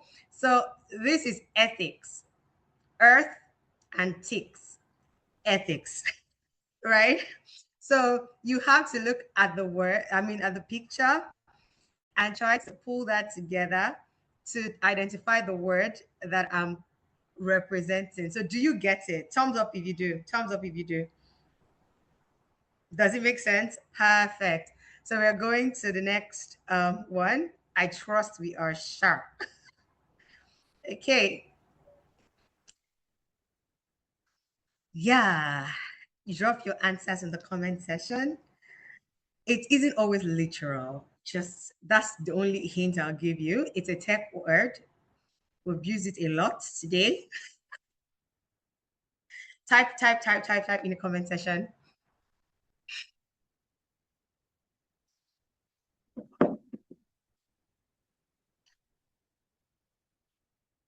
Any trials? Come on. Anybody try? Okay, so I'm going to give you a very small hint. The symbol you have to the right is a symbol for female girl, R. So that's the only thing I can give you. So that should add like to the word. The word ends with Oh my God. I've given you guys the word already. No. The first one is a calendar. What do you get of calendars? Oh my God. I've given you guys all the answers.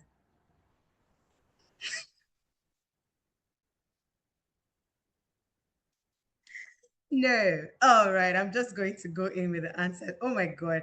After this one, you guys should get your clothes. Your clothes. All right. I'm just going to go in with the answer. It's data. You get dates from your calendar and you have the R symbol. So that is data. Does it make any sense? So we get it. Data. So, all right. Perfect. So let's move to the next one. It gets fun. Just keep a thinking hat on. For this one, this should be straightforward. I expect everyone to get this one. Algorithm. Perfect. All right, that's very correct. Okay, I can see that we're getting a hang of it. Okay, let's move on. That's algorithm. Very correct. We're moving on to the next one. Ha! This should be simple. This shouldn't even take you time at all. Chatbot. It's like USA. What's happening there? You see? All right, love it. I see chatbot. I see chatbot. All right, from Sri Lanka, chatbot. All right, perfect. Love it. So that's correct. It's chatbot. Next one. Yeah, this one is pretty straightforward. Think subtraction, not addition.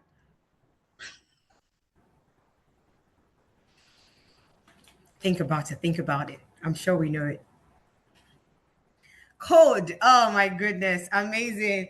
Houston, am I going to ban you from this session? Like, love it. That's correct. So it is code minus L. So when you remove the L from code, you have code. That's basically what it is. All right. So let's go on.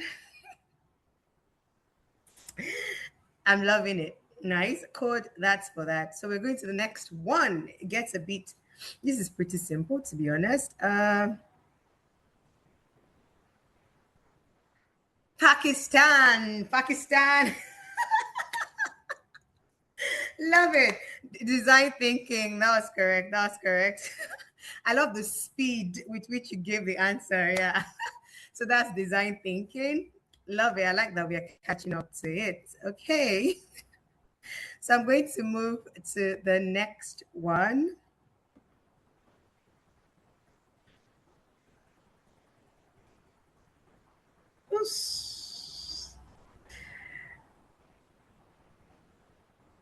Okay.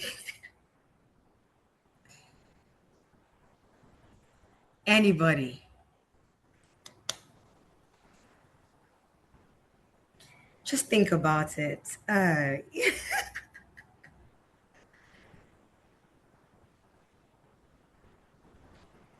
It's actually a very, very, I can't give you any hints because any hints literally will give it off. A person can change the world. No. Agentic AI. Come on. Okay, Houston, come on, let's talk. Like, we need to talk. What's happening? It's actually agentic AI. We need to find out what's happening in Houston today. Okay, you guys are in school, right? So you wear your school hats to this session. Okay, perfect. Yes, it's actually agentic AI, the letter A with the gent sign and then tick, and then you have the AI symbol. So yeah, that's it. Agentic AI. Love it.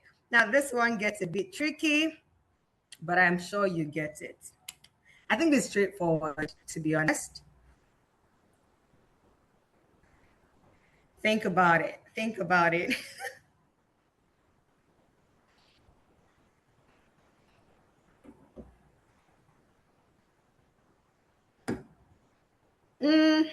Nah.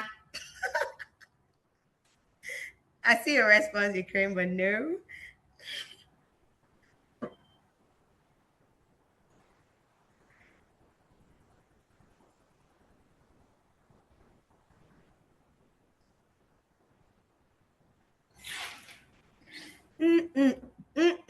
Close. Prompt engineering. Yeah. That's prompt engineering. Houston, you were close. And then I'm not sure who's using things in AI. You got that too, prompt engineering. So I'll just run through and explain that. This is obviously prompt. I think this was a giveaway. I wanted to use a picture where we didn't have any of this. Just have a guy and girl with their crown. And then you guess. So this is prompt T and engineering. And that's why you have prompt engineering. So love it. Now we're going to the final one. The final one. And this is straightforward. I feel like I should have added really harder ones. Inclusive AI, no.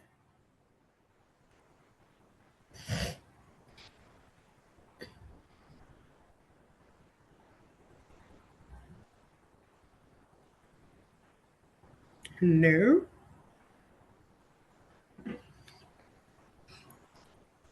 Sri Lanka. Lovable AI. Sri Lanka got that correct. It's actually Loveable AI. How many did you get correctly? Aside Houston, of course, because you guys got like almost everything. That's actually Lovable AI. You have the love symbol and you have able, because you would not use the term disabled. They usually refer to as able. human beings. And then we have the AI symbol, lovable AI. Does it make sense? So how many of it did you get correct? Could you put that in the comment? I want to see. Although I would say Houston actually had Pakistan got one. Amazing. Houston, how many did you guys get? I know I saw Sri Lanka got some. You should actually explore doing more rebus puzzles. It just helps you have fun while learning at it. 5. Wow, we had 7 of them, so you got 5 out of 7. Yeah, so you could just search for rebus puzzles, and then you can always explore and have fun with more puzzles. All right, so perfect. Houston got 5, Pakistan got 1, and then Sri Lanka, I know you got some. How many did you guys get? And I don't think I saw anything from, I don't know who's using things in AI. You're not considered as part of this conversation. All right, amazing. Okay, so at this point, we're just going to be, the judges are done. Fingers crossed. I want to ask, how do you guys feel right now? You didn't count, so that's fine. So I want to hear from everyone, from each team. How do you feel right now? I can already sense the shivers from the Houston team because I can see their videos on. Pakistan, you just turned off your video. I saw you smiling just now. So I like to hear from you. Trust to me, it's a tough one. I'm sure you've actually heard like all the team's presentations. You can see that their projects were actually very well thought out. So you can obviously tell how difficult it will be. It's so hot, in the backstage. But trust me, I'm sure we're all going to smile and leaving this place today. Okay, so I'd like to start with Houston team because you guys won my Rebels puzzle. How do you guys feel right now?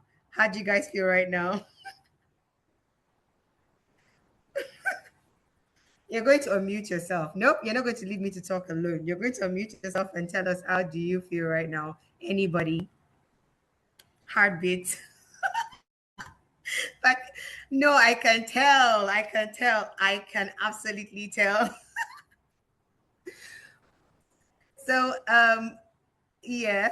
So is it Anus or Anus, right? How do you feel right now? Because you're the only one on your screen, so I can see you clearly. How do you feel? Is your heart beating? Are you like, oh my God? Share with us how you feel. Honestly, a mix of nervous and excited. So I just said, okay, honestly, a big bit of nervous and excited at the same time. Yeah. But yeah, fingers crossed. I think we are winning. Fingers crossed. We'll make that happen. Houston, how do you guys feel right now? What are you guys anticipating? And yeah, we were so astounded by the quality of everybody's presentations and learned so much. Everything was super creative, and we're just very excited to see the results. Yeah, everyone worked really hard. We're really proud of everyone. Yeah, people came up with these amazing ideas, and it was so cool to see everyone else's creativity. I loved seeing how everybody comes from different places and how specific people's topics were. It was really interesting to see. Yeah, thank you so much for this opportunity. You're welcome, and it's good to actually hear that. Amazing, well done. All right, so Ukraine team, how do you guys feel right now? How do you guys feel? We're so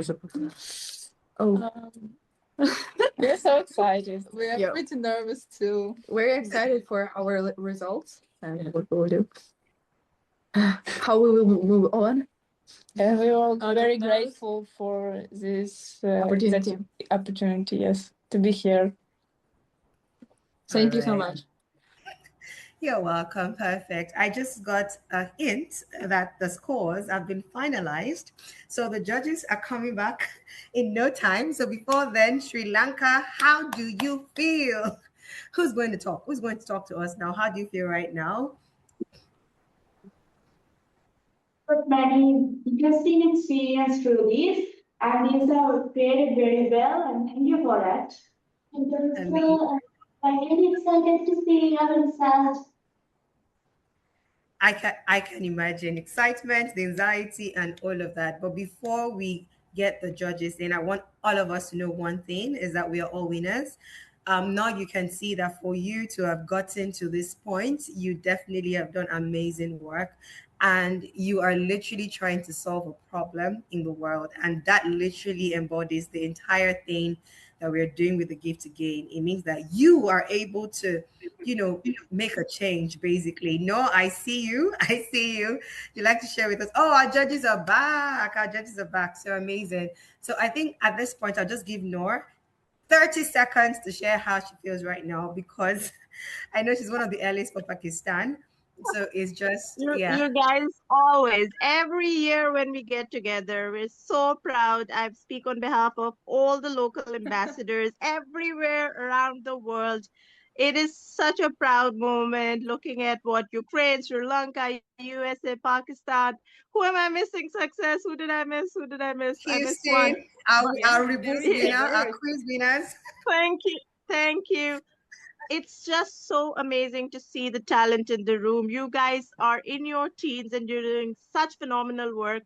All of you are winners on behalf of all the local ambassadors who have helped even teach you for like a second throughout this journey. You're all winners. Much love. All the best. Thank you, Noor. Over to you, Elena. It's been so much fun over here. So it's over Noor, to your you. teams Fingers are crossed. always amazing. And I love the fact that you brought your commercial, like business model canvas. It's not something we cover in this program, but I'm like, okay, this is Noor's team. I know they are because you always get them to think about commercial aspects as well. I'm going to get you involved in our incubator. I'm sure you know I'll be bringing you in. But we're back, and thank you everyone for bearing with us. It's always very, very difficult with the judges. They always want to debate, and of course there is a lot of really great feedback. I think everyone is impressed, and as always, you just make us feel so stupid that we're like, what were we doing when we were your age? One of the judges said, I don't think at the age of 13, 14, 15 I was doing this. So it's very impressive. You are incredibly inspiring. I just want you to know, all of you, that every single one of you is a winner. Even if you're not here in this room today and you're watching us from YouTube, and if you participated even in Action Forum or your local hackathon and your team is just not here represented, you still are a winner. The amount of stories I could tell about what happens to young people like you after, literally this week, what happened is one of the girls from Paris, Alma, she's just won an MIT hackathon from Paris. And I'm like, how did this happen? And what's going to happen next? And I'm mentoring her on her first entrepreneurial journey. And she's going to be building this thing that she's been passionate about since the first day of the hackathon. I remember her in Paris talking about scoliosis. I think it's this issue with the back that some children have.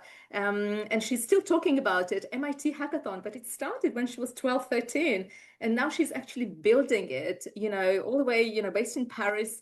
And I'm so excited. And then another girl, Helisha, I'll probably send them this recording, also based in London, Imperial College London, studying biomedical sciences, something like that, something quite beyond me. But again, working on something that she's just won a hackathon at Imperial College London.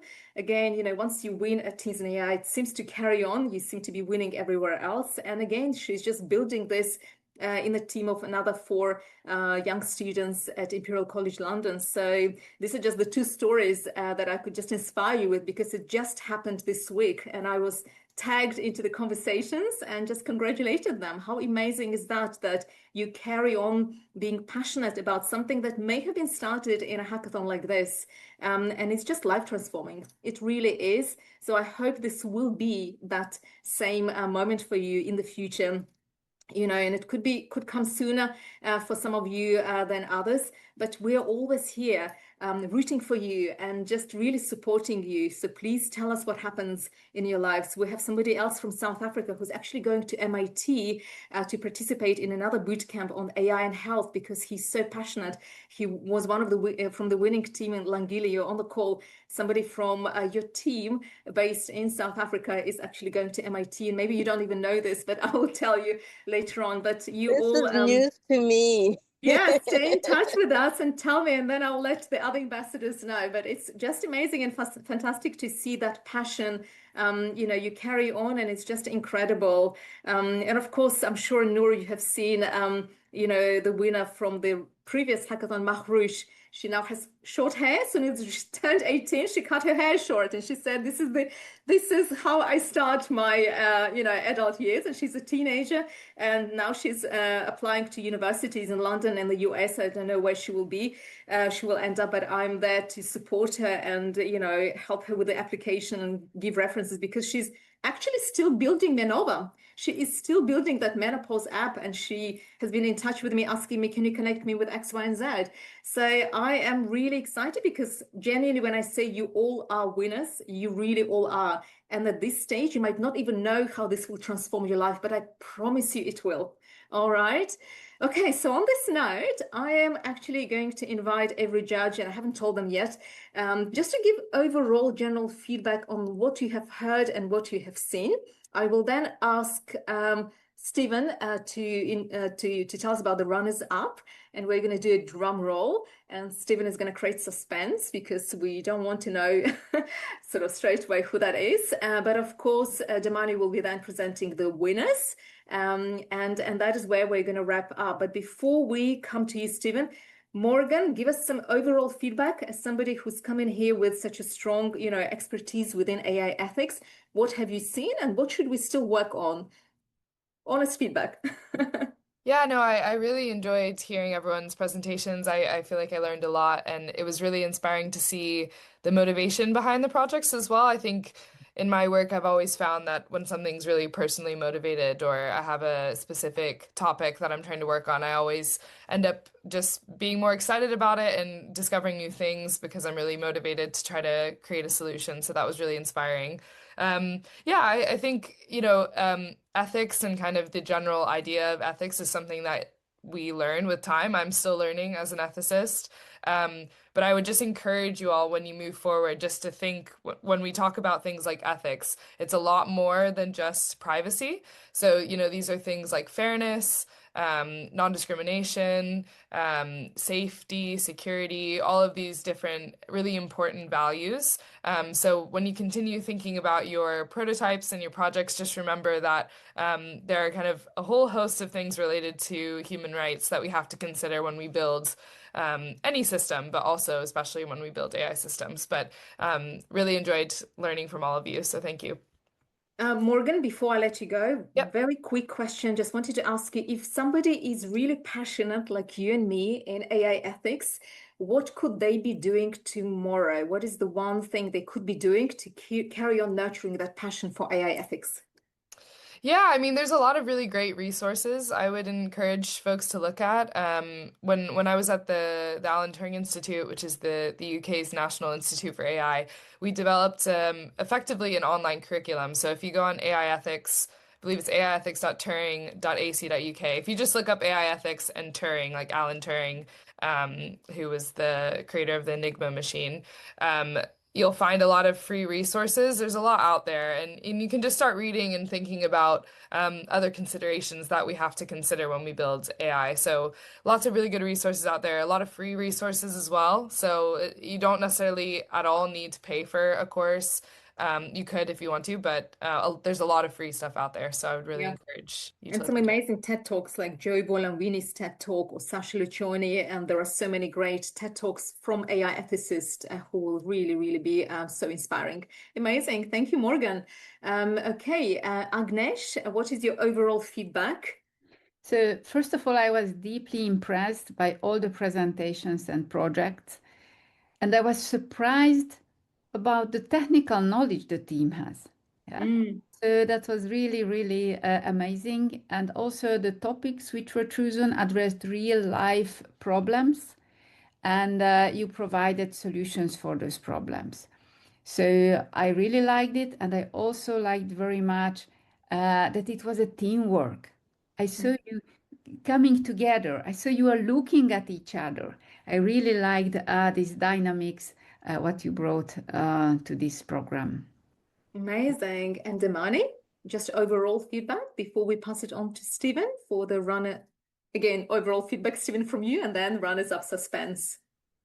Awesome. Yeah, no, amazing presentations. I'll reiterate what everyone already said, but I was extremely impressed at the technical knowledge and capability of each and every one of you. One thing that I was really happy to see was that, your app ideas weren't just chatbots.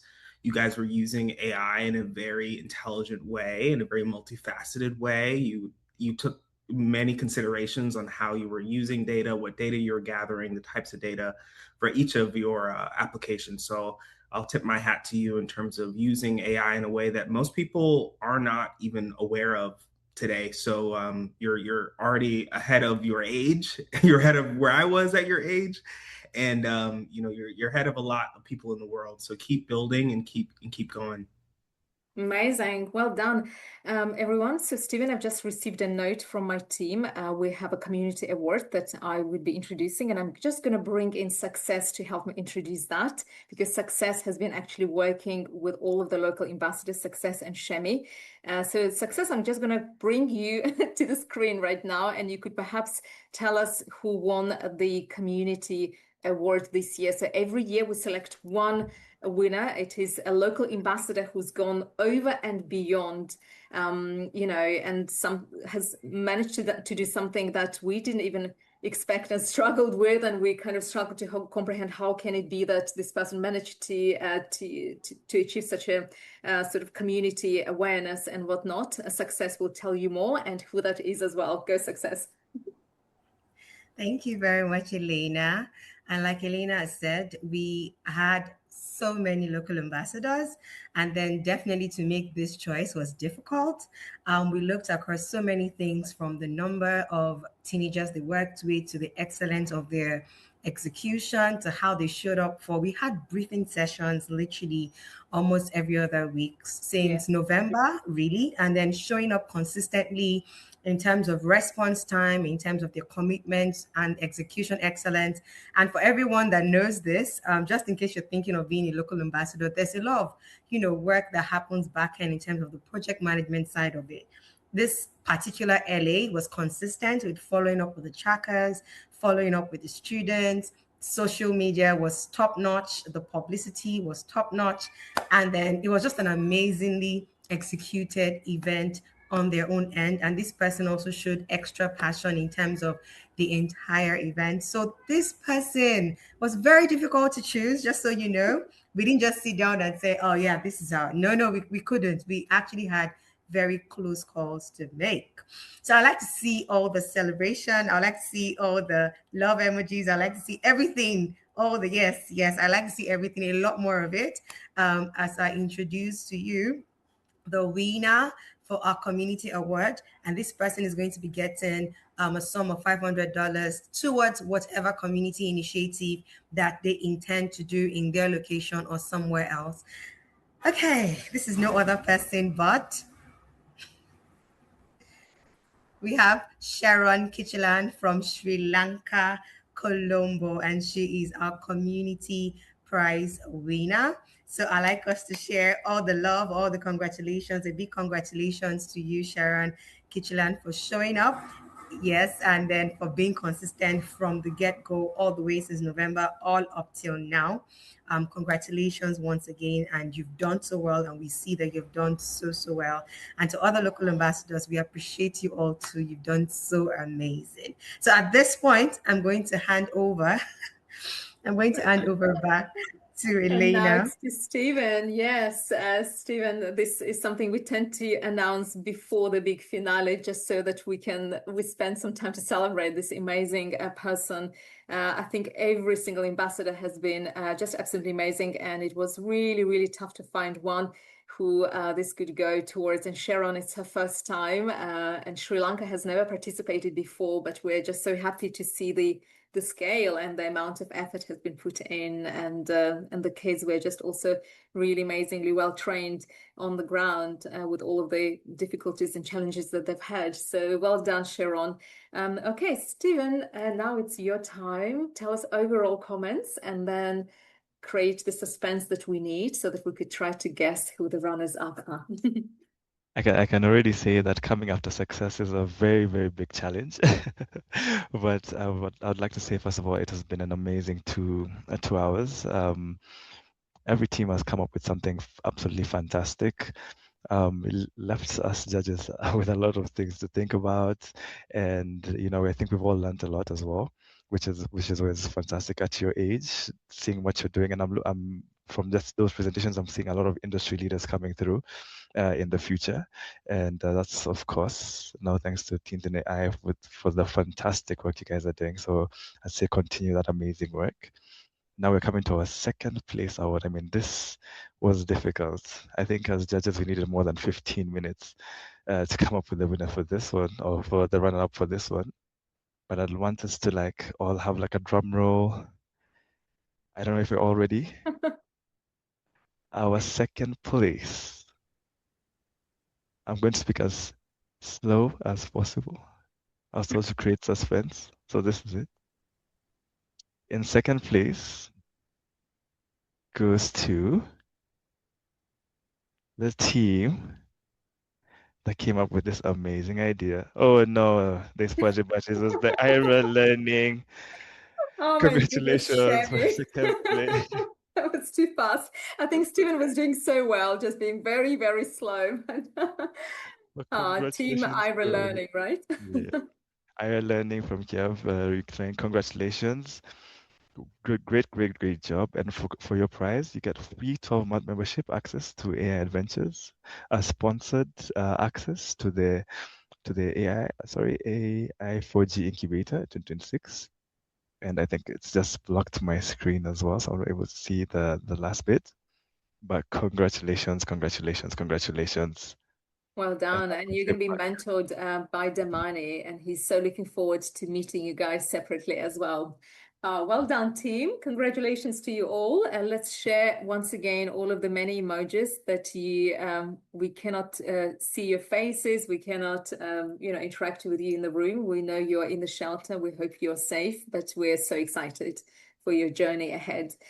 All right. Thank you, Stephen. Well done. We'll have you back announcing the runners-up or possibly winners next time again. That was amazing. Thank you. Well done. Oh, I Yeah, can see there's the the team. team. Hey, I can see the team. Well done, guys. Oh, excellent. We're so excited for you. We know it's super late for you guys, so well done for staying up. And then I'm just going to send you all back to sleep, to your homes, hopefully safe and sound. All right. And now, Damani, let's try with you again, creating suspense. Let's just see if we can guess even who the winners are. Team, don't spoil it this time, please. Yeah, the winners did a great job of articulating the problem they wanted to solve, the tools that they were going to use to solve it, and all the implications that kind of came with addressing the market and the customers that they want to help. So kudos to this team, but also kudos to everyone else as well. There was a stiff competition for number one. So without further ado, drum roll, lots of emojis. Come on, everyone, you can do it. And the first place goes to Eat Well from Houston, Texas. Hey, well done. Can we see the team? I want to see the reaction. It's so hard to know. Are they shocked, happy, disappointed, or something else? I would love to see the team's reaction. Spotlight them, please, for me. Well done, team. Yes, and your prize is, Damani, I don't know whether you can see the screen.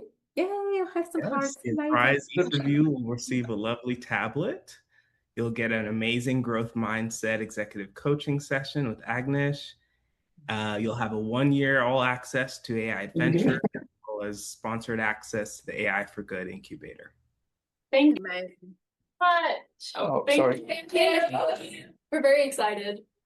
Amazing. Awesome. I think we're going to have the winners to stay just for 5 minutes if it is not too much for you guys, if it's not too late, just so that we can capture your excitement and add it to our trailer. That's just what we need as the remaining thing to inspire others as well, because we would love you to contribute to inspiring other girls as well. Oh, hello, old friends. I think I can recognize the teachers as well. Amazing. Egmont, good to see you. Well done, team. Well done, team. Congratulations. And before we let you go, we have one very last special address by Agnesh. So I've asked Agnesh to just close us off in a very expert way that I know, Agnes, being the leadership coach, I wanted somebody to inspire you. I don't know whether I will meet you ever in person. I hope some of you I will, but I always want to bring the best person possible to just give you that buzz inspiration to carry you through. So Agnes, you were my pick. I think the team inspired us, yes? So we Yes, as well. back. So first of all, I would like to thank you, everyone. So every single team who participated for commitment, effort, preparation, because what you have done, it was not a small task. I know it, yeah? Because you have taken the ideas, you shaped these ideas into solutions, you worked under time pressure, you had to negotiate with each other, and you also have to present it and answer our questions. So this is a lot of stress, a lot of work. So you came out from your comfort zone. And if you came out from your comfort zone, it means you are growing. So that's a good thing. I am sure this process, this experience will stay with you for a long time. Maybe you will not remember some details of your presentation, but you will remember what you did. You will remember the whole process. So, and I would like also to thank you to the Teams in AI team, especially to Elena, whose vision made it possible us to meet here, to come together. So thank you to Toby, Oton, to Success, Oyashola, Beth, Chislet, if I can pronounce properly, Sami Tayo, and also my judge fellows for being here. So today we saw something very important. We saw teens, boys, girls participating, and this matters. So if you look at the research, you see that the teams which are diverse are more effective, more innovative, and produce better outcomes. Yes, so this is also important that we all work together. Yeah? So it is not just an opinion. This is also supported by the science. So the reason speaking about the gender equity, because we are the International Women's Day, is not only, how to say, symbolic, it's practical. Yeah? So in many countries, even in Western Europe, have still limited access to education, unequal payment, or have fewer opportunities. We have worked together to make it better. Yeah? And addressing this is not only about the fairness, it's about unlocking the potential that benefits everyone. And I would like to highlight one more thing. And this is something that was present in all your work, in every single project. And this is the mindset, the leading idea also behind the International Women's Day, and this is give to gain. What does it mean, give to gain? It means that, so you might think that success is about competition. It's fighting for your own idea individually. But if we work together, if we can give back, it makes us stronger. We can move further. Yeah. And I experienced that also in my private life. Yeah. At the beginning, sometimes it seems that the stronger person will always win. But on the long term, the collaboration, the teamwork, this is what can help us to win. And you learn how to do that during this process. Yeah. And I would like to say one more thing very clearly. Everyone here is a winner. Because what you gain today cannot be taken away from you. Your experience, your knowledge, it's yours. You learned how to solve the problems and it stays for you. Yeah? And finally, I would like to take 2-3 sentences about AI because it's Teens in AI and your projects were about the AI. So today, we often hear concerns about artificial intelligence, about risks, about uncertainty, about how it might change our world. Yes, it is changing our world, and it's happening today. Yeah? But how AI changes our world depends on you, depends on us. because it depends on how we design it, how we use it, and how responsibly and ethically we use the AI. And this is where you come into the game. You are not just the users of the technology, you are the generation who will shape it. And you show that today in all your projects. So with these words, I would like to thank you very much for today. Stay curious, stay open. This is very important, even in old age. And also be responsible and continue working together. This is beautiful, believe me. This is really, really beautiful. So thank you very much, and I wish you all the best in your future journey. Thank you. Amazing. Thank you so much, Agnes. That was really beautiful, and well done once again to all of the teams. And of course, I have to always thank my team, because without my team, this would not have happened. So success, Shemi. And I know Shemi, you will be leaving us very soon. So this is your last project until, we hopefully meet you again very soon, because you will be so bored, you will want to come back. But Shemi, we're going to so miss you. This was your final project, and thank you for carrying this through, and success for executing this for the second time so masterfully. Yeah, my team is amazing. I'm so proud of all of you, and all of the interns who supported. It really does take a village. It takes an enormous amount of effort, not only the local ambassadors. It's not just one person executing this, but at least 3, 4, sometimes 5 people. And at the same time, with my team, we're a very small team. There are only 3 or 4 people in the core team for this project.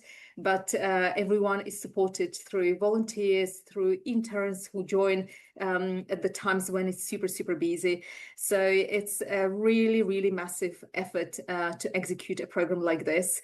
And I hope you all appreciate it and enjoyed taking part, and come back next year to inspire somebody else, and somebody else maybe in your school or in your community, because we really would love you to, there you go, we would love you to join, of course, our next program, but we also hope that you will rejoin again as an ambassador, because we rely on you to bring this program to the communities that really are underrepresented and do not have that voice yet. This is so important to me. Unfortunately, it is a bit harder than before for us to even raise awareness, raise funding to support a program like this. So we rely on the ambassadors. The program is offered completely free. We train everyone starting from October, November. So if you're keen to bring this experience to your students, if you're a teacher or your communities, please sign up and join us next year, where we're going to make it even bigger. Our goal this year was to bring this to 3,000 young people, and we managed to bring it to more than 9,000. So you can imagine next year we would love to bring this to even more communities. So please come and join us. Without you, we are not going to make the impact that we need in the representation of females and other genders in AI. And there is an urgent need right now to do this more than ever. We really need diversity and representation in tech and AI, with less than 20% of women in AI. And we have very, very awful numbers, statistics for neurodiversity, for people from Latinx communities, Black communities, and whatnot. So we need all voices, and the only way we can do this is to do this collectively. So please support us by being there and joining in. And of course, if we have corporates listening in and watching this, we need your support in raising awareness and just sharing this far and wide, because we live in times where technology is impacting absolutely every single industry, and we need that awareness and understanding of where things go wrong. So this is why I brought in people like Morgan, who is an expert in AI ethics, because we need more of ethical training and awareness, so that communities do raise issues when things just do not reflect what they believe and what they stand for. It's something that is very, very important to our movement. So if you are joining us, or if you'd like to join us, definitely come and participate in our next program. It's called AI for Good Incubator. It's focused on climate from both angles, where we can assist some of the problems associated with climate and sustainability, but also we're going to be raising awareness on why small is better than large, and the impact of models on climate as well. So come and join us. You're going to learn a lot. And this is you stepping into the social entrepreneurial journey, so to speak, with my help and with the help of so many others who are already joining to support us, to lead on workshops, mentors and whatnot. This is again a program that very much relies on the industry to support as mentors, speakers, workshops, and of course it is another amazing program, a bit smaller, so registrations usually we oversubscribe. This is the much smaller program. We cannot bring this yet to the many thousands of young people, but we're trying. Last year Langili did this with us, our amazing ambassador in the Kingdom of Eswatini, out of all the places in the world. So we did 2 programs. This year, this program is taking place face-to-face in Germany, in the University of Mannheim, who are hosting our program, which is amazing. So shout out to the 3 university students, girls. One of them also participated in our program in Germany.